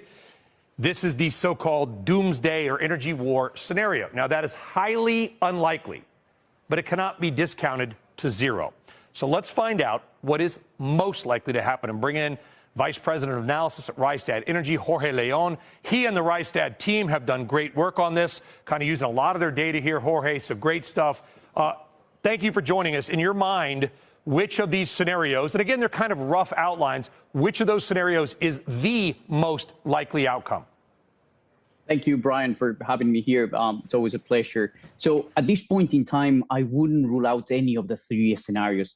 Things can go south very, very fast, I think. Now, one would obviously want to avoid as much as we can the scenario 3, the energy war scenario, but things can go south very fast, as I said. On one extreme, we have the base case, let's say, or your mild scenario, where it will be painful, but the European Union, the world will be able to overcome that. And on the other extreme, you have the extreme scenario, of course, which will be extremely painful for the global economy and for consumers around the world. Okay. That said, to your point, there's a lot we don't know. We don't know how Russia's going to react. We don't know how the shipping markets are going to react, et cetera. What do we do know right now? What are sort of the certainties as we go into the weekend? I think there are three certainties. Even though these scenarios show a wide range of uncertainty, I think that we know three things. The first one is that the energy crisis is far from over. Yes, the European Union has made it through this winter, essentially paying a high LNG cost and a mild weather, so we've been very lucky. That's the first certainty. Energy crisis is not over. The second half of next year could be painful. The second certainty, I think, is that Europe especially will have to pay a premium for diversifying imports away from Russia. That's energy security. So energy security comes with a cost. And then finally, the third certainty is that oil and gas prices will remain elevated for the coming months or so. Always when there's a disruption in the market, there's going to be some price action, and that's going to affect the global economy and also, again, consumers around the world. It looks like they've agreed on a price cap of $60 for Brent crude. That's about 25% below where Brent is right now, Jorge. But with your own data, it's not my data, it's yours, you have seen Russian oil that is actually trading, because they have to sell it at a discount, below $60 a barrel right now. So do you think this cap, if oil prices kind of stay where they are, is going to do anything? So I think it very much depends on the reaction of Russia. Great that we finally have certainty from the European Union about the price cap level just a few hours before the embargo kicks in. But I think there are two pieces of the puzzle that are still uncertain. Russian reaction. They've been very clear saying that they will not sell oil at the discount. If countries or companies signed up to a price cap, it remains to be seen if they still take that hard stand. And then the second puzzle is, what would China and India do in this scenario? And this is still uncertain. So we expect to see some action in the coming months, in the coming days, actually. Well, you used to work at OPEC. I hope that's okay with me saying that. Seen you inside the building in Vienna. I'm sad that we're not going to be there on Sunday, but OPEC is still meeting. They're meeting virtually, so a lot of people are like, oh, they're not going to do anything because it's virtual, and maybe they won't do anything. I think they could still have a small cut, but now that we have a price cap, how do you see OPEC reacting to the sanctions and the current price levels? It's a very difficult one for OPEC, I think, this time. As you correctly mentioned, they're meeting on Sunday, and essentially they have to balance all the risks that we see on the market right now. And the first one, we discussed Russia. What is going to be the reaction of Russia? What's going to be the reaction of China and India to the announcement? Still don't know. But on top of that, you have also the uncertainty from the demand side, renewed lockdowns in China, growing COVID cases, and we still don't know what's happening there. So my expectation here, that OPEC might take a cautious approach on Sunday. We'll wait until the dust settles before taking any decision. We know that Russia has been kind of almost secretly buying up, or somebody on behalf of Russia, China perhaps, a bunch of old, sort of crappy old, but seaworthy oil tankers to maybe kind of get around some of these sanctions. We're going to talk more about that, by the way, in our full coverage, which starts on Monday from Europe. That said, how many barrels of oil do you think, when the sanctions kick in, the price cap is ratified, as we expect it to be, how many barrels of Russian oil per day do you think may, in the near term, come off the market? If Russia does not sell to anybody obeying to the price cap, we think that around 1 million barrels per day might be lost in the first quarter of next year. And that's because of the limitations on the fleet, on the tanker fleet of Russia. But as you correctly mentioned, as they gradually build that fleet, maybe production will start recovering. But in the short term, impact around 1 million. At Spectrum News, we're committed to our communities, delivering... No, we're not.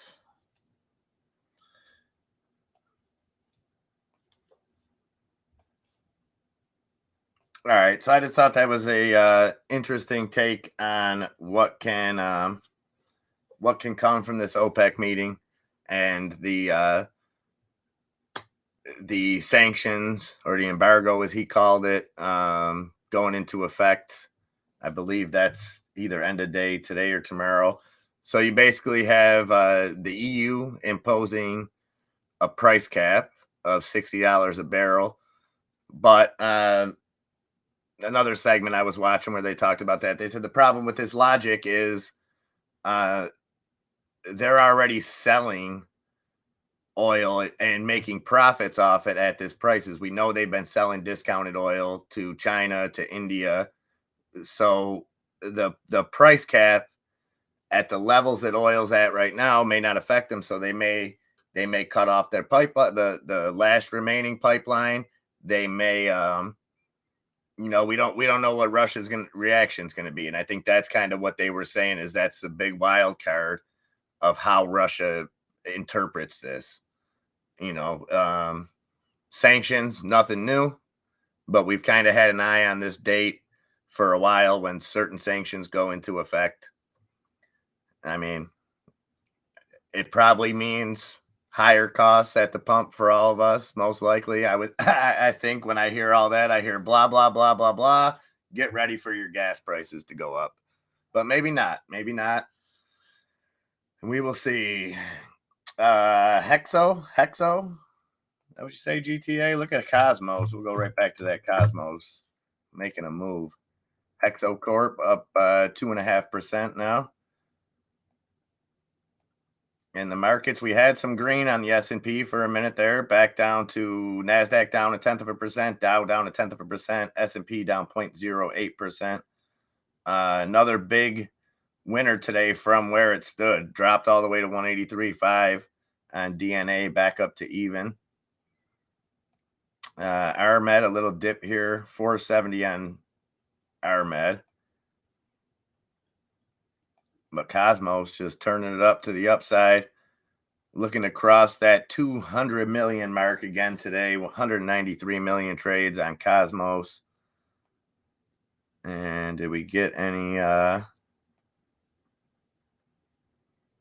Still no news on that reverse split vote that was supposed to happen today, but back over that 54-cent mark.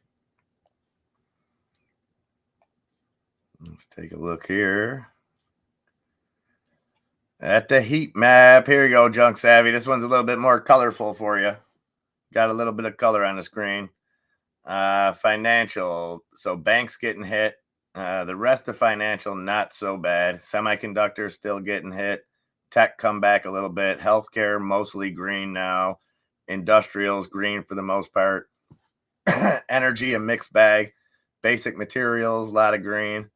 The bottom end of consumer cyclical and consumer defensive both turning green here now, with some more of the top end. Amazon, Tesla, Walmart, Costco seeing some losses. PayPal taking a big hit, down 4.5%. Wells Fargo. I think the news on Wells Fargo, was it Wells Fargo that came out telling, I think it was Wells Fargo. It may not have been. It was one of the banks coming out and saying that they basically pulled a Clark Griswold's boss on them. Let them know, yeah, those bonuses you guys were all counting on, yeah, we're not going to get those bonuses this year. So bonuses being cut, future downsizing. I think it was Wells Fargo.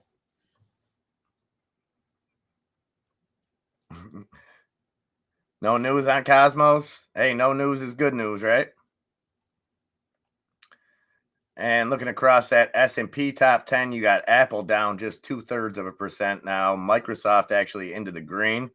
Amazon down just about 1.5%. Tesla just in the red, less than 0.25%.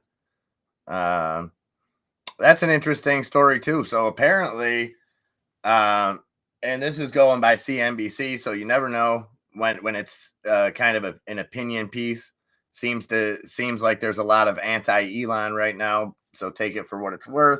But they seem to think that Tesla will never be able to get the production levels up to what's needed in the semi capacity, and that other companies within the U.S.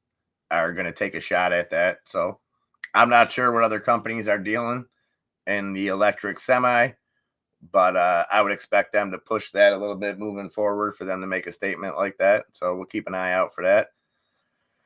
Google down about 0.5%. NVIDIA, by all accounts, having a good day at this point. I know that sounds ridiculous, down 1.7%, but when you look at where they dipped at the open, it looked like it was going to be disaster for NVIDIA today.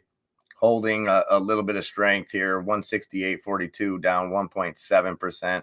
Berkshire just in the green. Meta been strong all day. Still don't know why, but 123.78. Meta up almost 3%. United Health back in the green, up 0.25%. Let's see what you got here.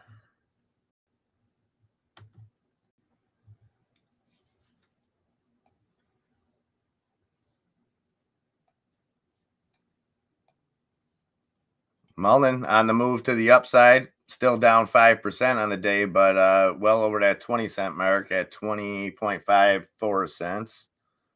And what do we got on Cosmos? So they provided a summary regarding recent share activity, including the participation of CEO Greg Siakis on all capital raises. Management reiterates its belief in the financial strength of Cosmos Health and its commitment to the growth and profitability of the company. In February and October of 2022, Cosmos successfully conducted 2 separate rounds of financing with the combined proceeds of $13.5 million.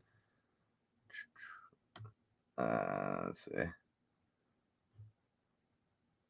Furthermore, the company has noted significant exercise of warrants in the month of November. As such, management now expects that by the end of the year, end 2022, debt should decline by roughly 50% versus prior year levels. Mr. Siakis has not sold any shares and has no plans to sell any of his shares. He said, I am excited to see Cosmos emerge into a stronger financial position. We have had 2 successful capital raises in 22, both of which I happily participated in for a combined amount of $3 million. Since 2019, I have invested over $10.6 million at an average price of $5.25 of my personal assets in Cosmos. Wow. Wow. I mean, wow. I don't know what to make of that, Junk Savvy. I mean, on one hand, right, you have to look at that as super bullish, right? You got a CEO holding bags like that. He's ready. But Junk Savvy, I don't want to rain on the parade. I don't, but I gotta be the devil's advocate. Do we question somebody that's holding the bag like that? Do we got to question? I mean, I'm not trying to laugh, but it's, Sorry,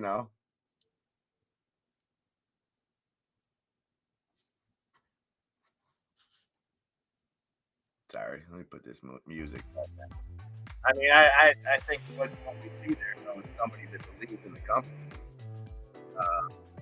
Else.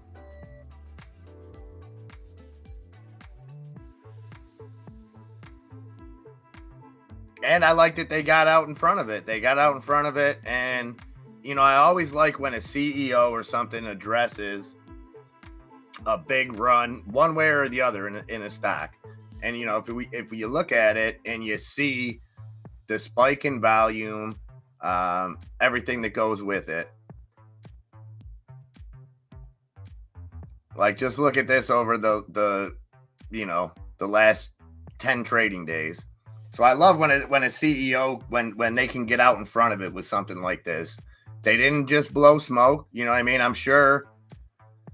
Well, I don't want to say I'm sure, but I'm pretty sure that Yahoo Finance, that those numbers could be fact checked and be proven to be true. You know what I mean? As far as his holdings and what he holds at.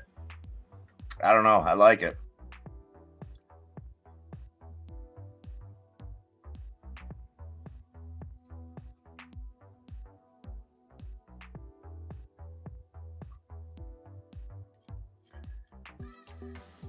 Yeah, it's just it's Junk. That's one of those things like I agree with 100%.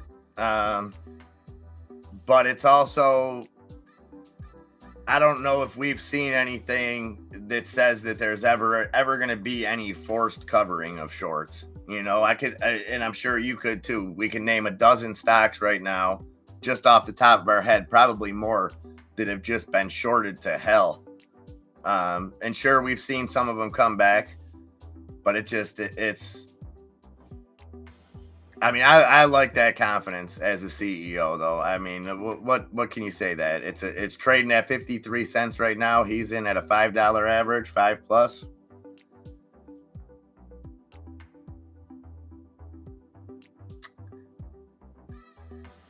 That's a good question, Tennis. That's a good question. Which you know what I mean? Some of that probably balances out that average. So I'll agree there probably is more to that. I think it's one of those situations where I don't think they're lying by any means, or that it's factually incorrect, because if you look at how they worded it, that was, or how he worded it, I should say, that was shares that he invested in personally. So I would imagine maybe his holdings that came from that or something different. But at the same time, that's 10 million of his own money. This is a company with only a $44 million market cap, so he's highly invested as far as the worth. You have to think, you have to like a CEO that's involved in that's going to, do the best thing for the shareholder when he is the shareholder.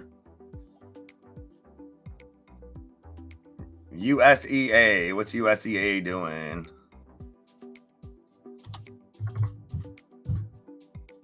Ooh, good call, Grumpy. Great call this morning, and I know Junk Savvy gave you a little reassurance on that. Obviously, it's all not financial advice, but by the same stretch, we do help each other out here. And I'm not sure, what did you get in between 350 and 355? Grumpy old man, somewhere around there. Well played. And I don't even think we've seen the best of this. I think the real run comes maybe end of next week, going into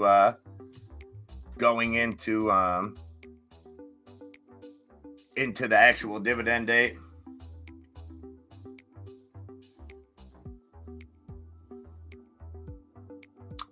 Yeah, that's the thing, Junk Savvy, and you know that.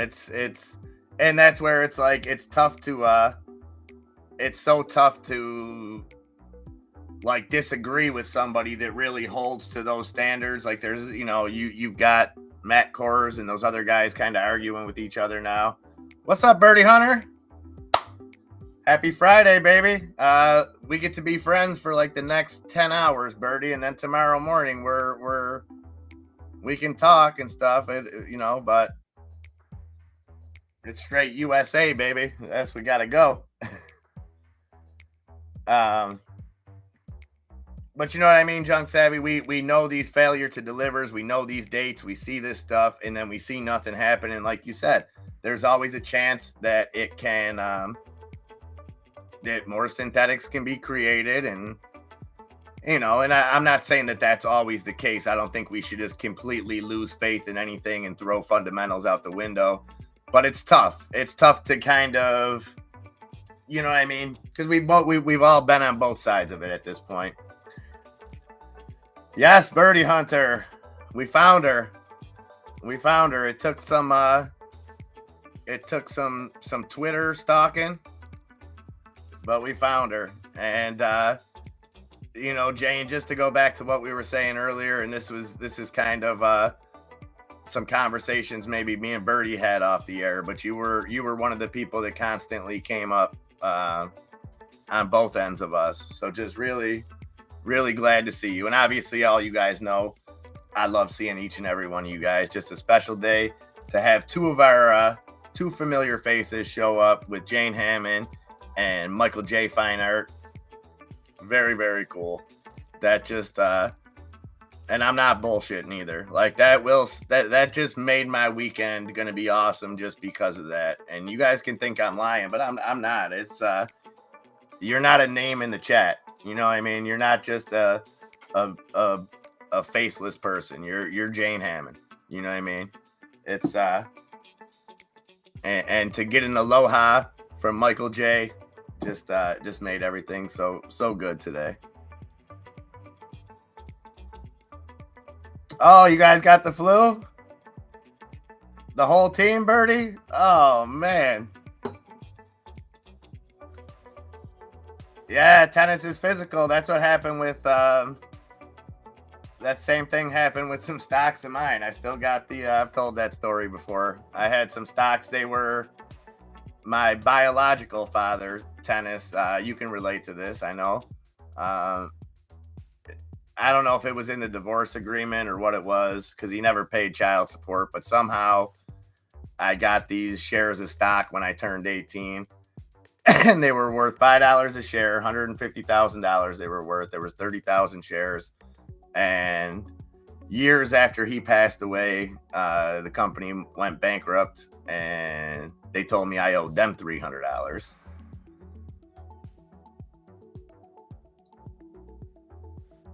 Oh, Rely, there's a blast from the past.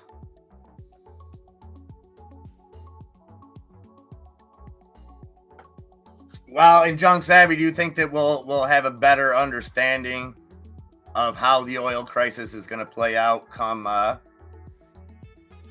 maybe Monday, Tuesday after we're gonna see Russia's response, and basically I think all of this hinges on that. And if gas prices stay the same, like they're saying, that price cap doesn't really mean nothing, because you got oil right around $80 a barrel right now. You've got Russia allegedly selling their oil at a 25% discount, right? So they're selling it around the $60 mark as it is. But oil prices go up to 90 or go up to 100. Will Russia be comfortable only being able to sell for 60? Probably not. So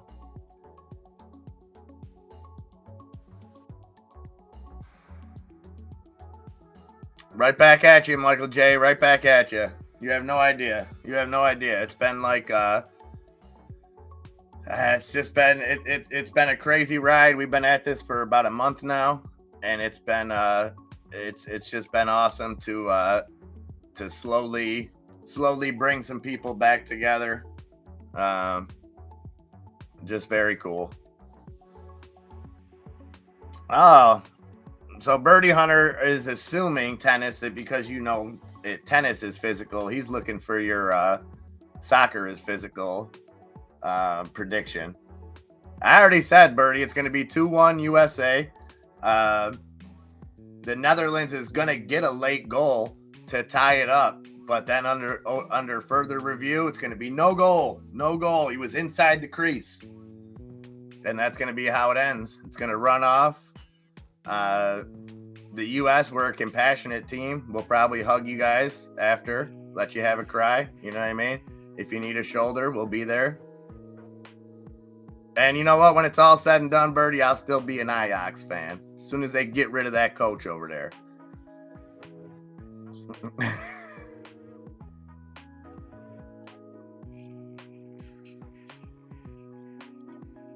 Yeah, I think part of that, Grumpy, low volume. So what did we see when it was announced? Because we didn't see even ridiculous high volume right when it was announced. 8 million, in comparison, about 9, actually closer to 11 times the normal volume. It's probably just slipping by people. You have anything that's energy related right now, I think just off the jump is up in the air. You know what I mean? Like I said, you've got those sanctions kicking in, you've got the OPEC meeting, and you got us getting into winter. Thankfully, it's been a relatively mild winter so far from what I hear. I'm not fluid in world weather, but from what I'm being told, it's been a relatively mild winter. I mean, it pretty much has for me, outside of the 6 feet of snow we got a couple weeks ago. Other than that, it's been pretty mild. Temperature-wise, it really has. So it could just be being overlooked because of that, Grumpy.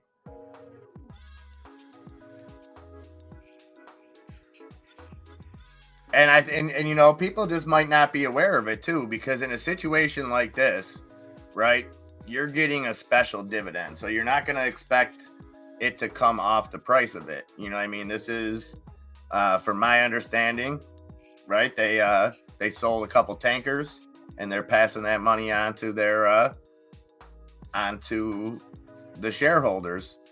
And now I know that they enacted the some new tax laws go into effect on the first of the year regarding share buybacks.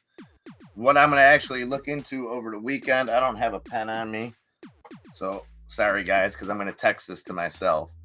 What I'm interested in, because we've seen these dividends the last month, we've seen not so much special dividends like this, but we've seen companies raising their dividends even in the face of reduced earnings.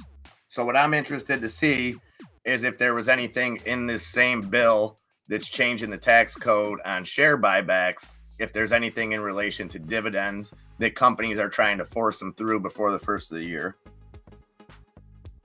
Sorry, I know this is idiotic, but I won't remember it, and I don't want to get up and look for paper. So if I text myself, I'll remember it.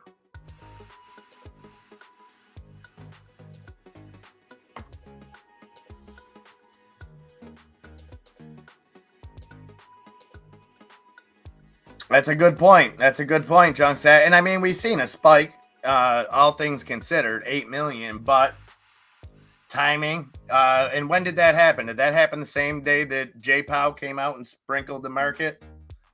I think it may have. Oh no, the day before. Came out the day before. Thank you, Junk Savvy. Oh, come on, GTA, cut it out.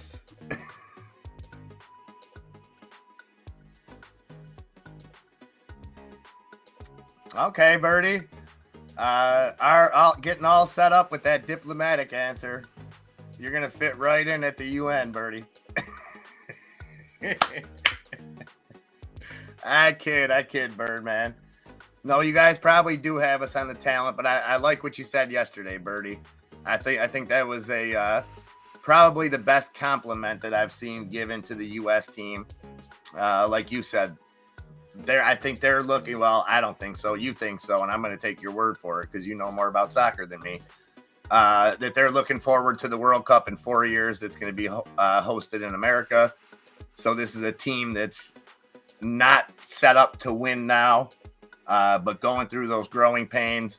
And I thought all teams played like that, Birdie. But I did notice with the American guys, just the team aspect, the teamwork of it. Very cool. I'm looking forward to it tomorrow morning. Birdie, what's a Dutch beer? What's a Dutch beer that I could get my hands on? That would be readily available over here. I have no idea. Stella Artois? Is that Dutch? You're going to have to tell me so that I can, I'll have an early morning beer. I think with the World Cup, you're allowed to. And it's Saturday.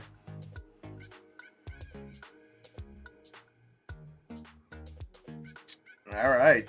Time flying, guys. 12 minutes left in the Trader Week. Not just the Trader Day.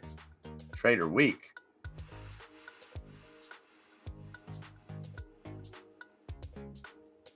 That's Belgian. Amstel? Okay. You know what? I think I could find it. Does Amstel Light count? Tastes great. Less filling. I know we got Amstel Light around here, Birdie. I don't know if I've ever seen regular Amstel in my neck of the woods.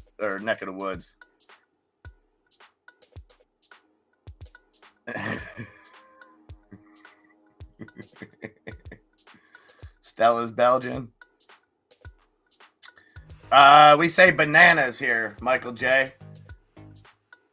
We say bananas. We still, you know, we still keep it family friendly, but we replace it. We replace the numbers with just you know, if you're talking, you'd be like, oh man, I don't know, I can't.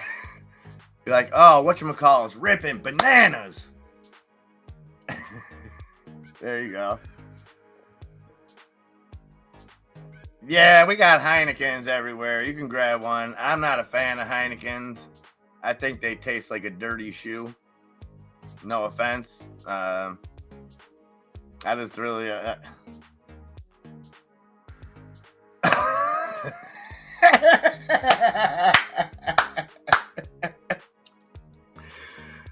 Well done, Birdie Hunter. Well done. I set myself up for that one. I set myself up for that one. I wonder if I could find that Grolsch. Because we've got like a few specialty beer stores around here, Birdie. That they're mostly IPAs because everybody likes a homemade beer, I guess. I don't know. They're not for me. I know I'm old. I'm not cool. And that rally short-lived here at the end of the day. So a little dip on the close. The Dow back into the red, down 0.13%. The S&P down just over 0.33%. NASDAQ down just under 0.5%.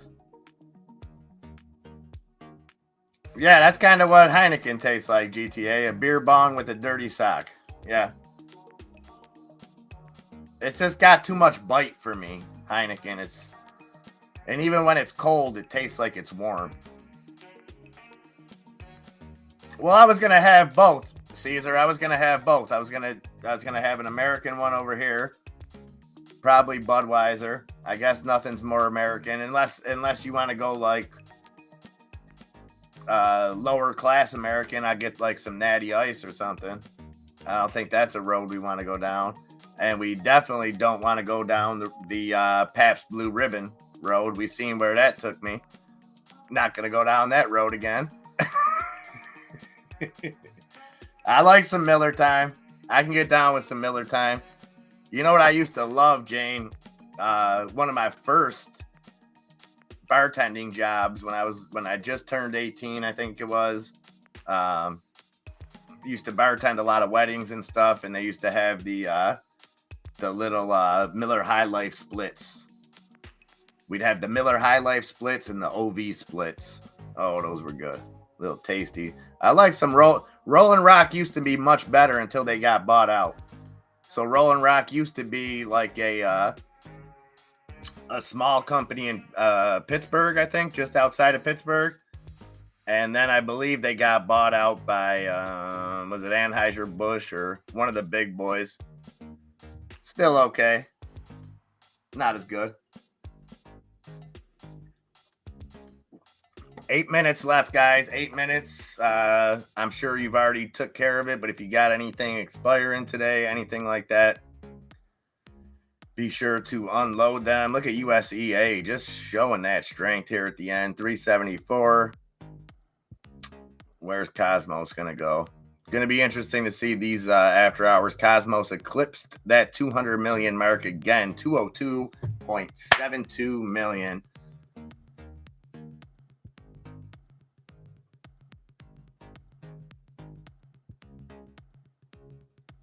Yeah, Corona with the lime slice. You can't go wrong there.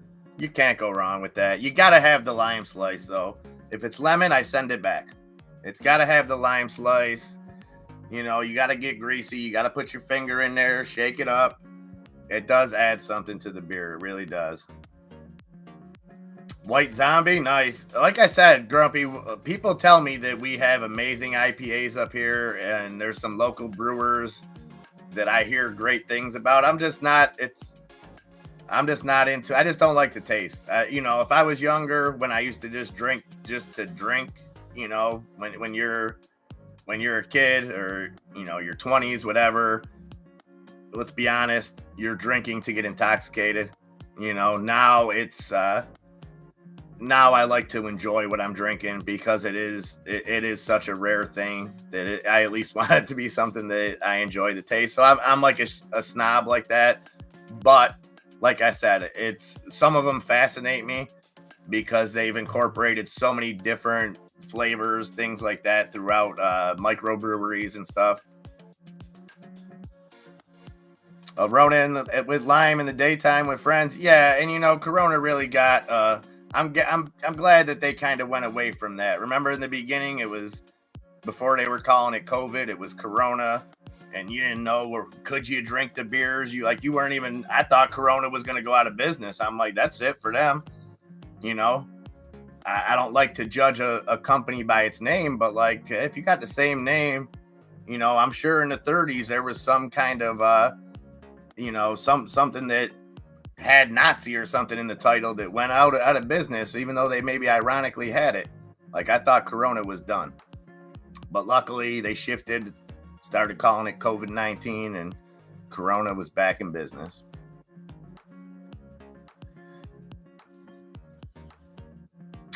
That's the thing, and you know, it probably got a little skewed this week too, Junk Savvy, when you talk about Max Payne, because I think with the little bit of recent run-ups, the little bit of action in AMC, you probably had a lot of retail involved in this and on both ends of it.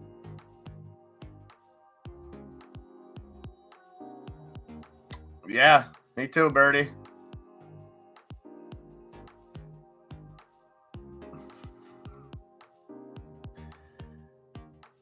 Michael J, let me know if you need any help with the Discord. You should be able to just when you get in there, ours is set up a little bit different, but you should be able to find. So like we have OTC fam.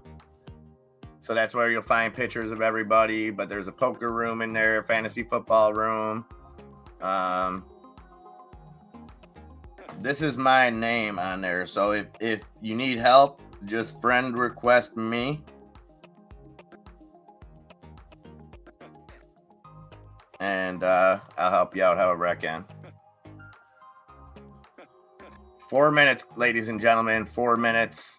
Let's take one last look at this heat map for the week. See how we're finishing. Not a lot changed. Semiconductors getting hit. Energy getting hit. Banking getting hit. Basically, right here. Healthcare and industrial is pretty much the only ones bringing it up. Oh, flying to Madrid, December 12th, by the way. Day stay, meeting with the Spanish team. Beautiful, Birdie. Beautiful. And that's just in time, December 12th. So that's the last day to own USEA. I believe that's the day. Is that a Tuesday or a Monday? Oh, a 3-day stay. 3-day stay. Okay. Is that a... So that's a Monday. So FOMC starts on the 13th. So Birdie Hunter leaves on the 12th. The 13th, we get CPI numbers and the beginning of the FOMC.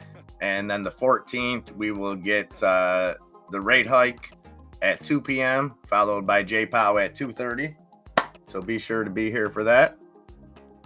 And we got 2 minutes. 2 minutes. So not as bad of a day as we thought. Not as bad, you know, the market, it tanked off the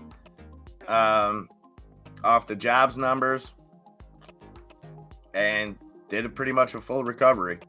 The Dow now back in the green, up 0.1%. The S&P still down, but nowhere near those lows earlier. Down just 0.1%. Nasdaq down 0.15%.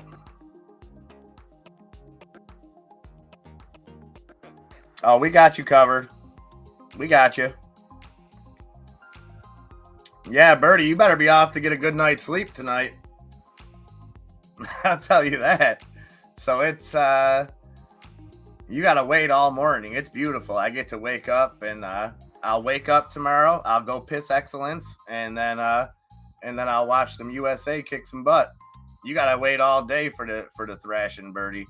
I don't envy you. You might want to find something to occupy your time during the day. I don't want you to be all stressed out by what do you guys call the beginning of a soccer game? Kickoff? What's the proper term? 1 minute, guys. 1 minute, actually 30 seconds. Be sure to close out any of those loose positions that you got. And then you know what? If you're an after hours trader, keep an eye on stuff. If you're not, that's when you just check out. Check out. Leave your worries behind.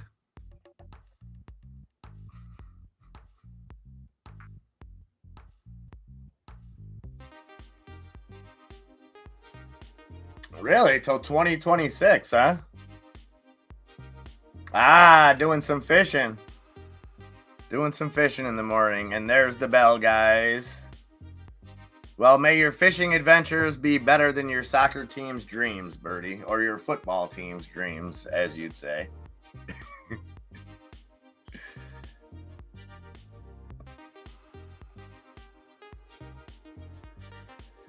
All right, we did it. Another week in the books, guys. Another week in the books. And hopefully there should be some deliveries at my door today. And still got some new stuff to work on here. Yeah, it's more of a touch-off, I would say. I want to know more about why Caesar's boycotting Mexican beers until 2026. What's the reason behind that, Caesar? Now that we're in the after hours, you can tell me, Caesar.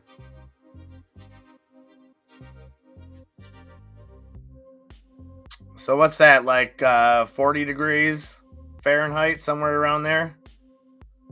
It's about, I don't know, it's about 30 here now.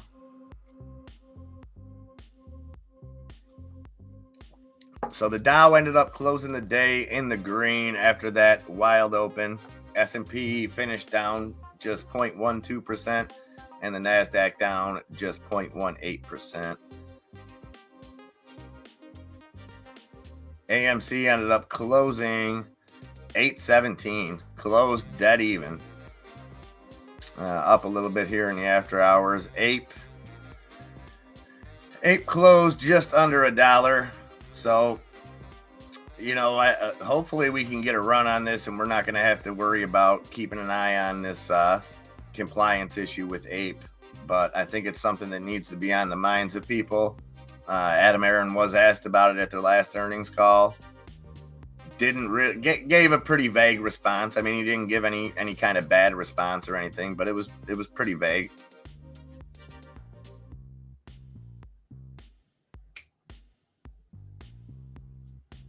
And now that it's Friday, how about we let's see. Let's see if we can, because hopefully I should have some new music for you guys by Monday.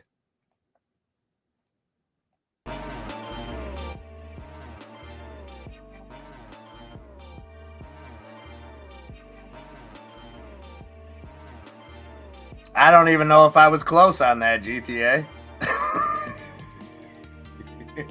I just figured that if you throw that out there, it seems close enough. Nobody argued, so. You see how that works, GTA? Sometimes if you don't know what you're talking about, if nobody else does, then you're good.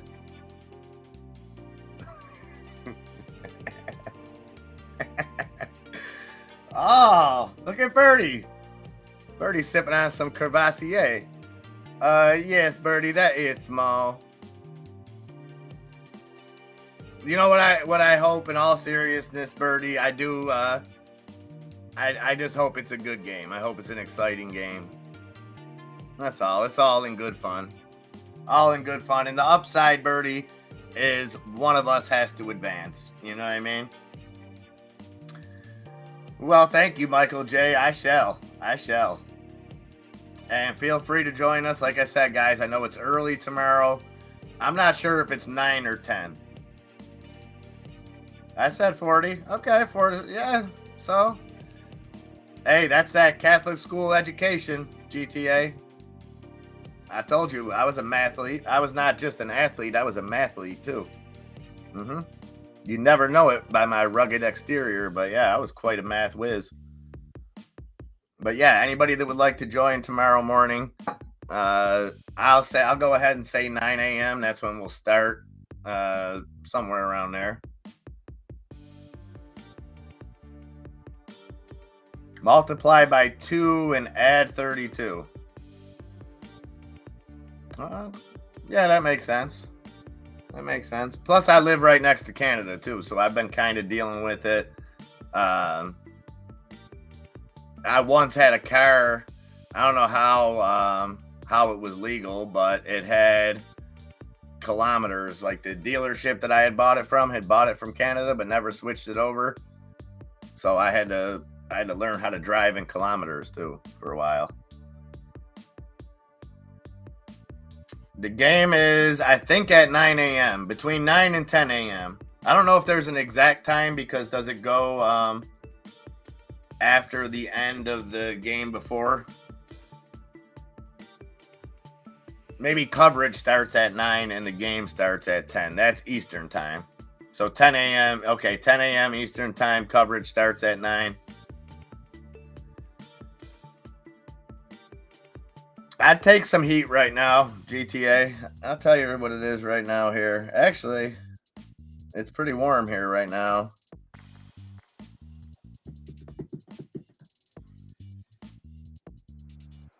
Wow, it's balmy outside. That's crazy. The temperature went up 3 degrees since I picked Nikki up. It was 42 the last I checked. Now it's 45. We got a heat wave coming on just in time for Friday nights.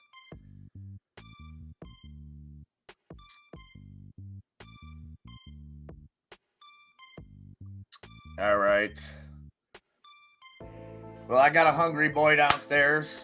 I'm going to go make him some dinner and start my weekend off. But again, guys, thank you all so much for spending your time with us. To the old familiar faces, Jane Hammond, Michael J. So amazing to see you guys, and so glad, first and foremost, to know you're doing well. Know everything's still, you're still fighting the good fight out there. And to everybody else, what can I say? We made it through another week, guys. We're going to do it bigger and better next week. I'm going to be busting my ass all weekend. I know Enzo will as well. And we will have this stream probably looking like something completely different next week, and try to keep what's working, get rid of what's not working. So feel free to DM me about any changes, things like that.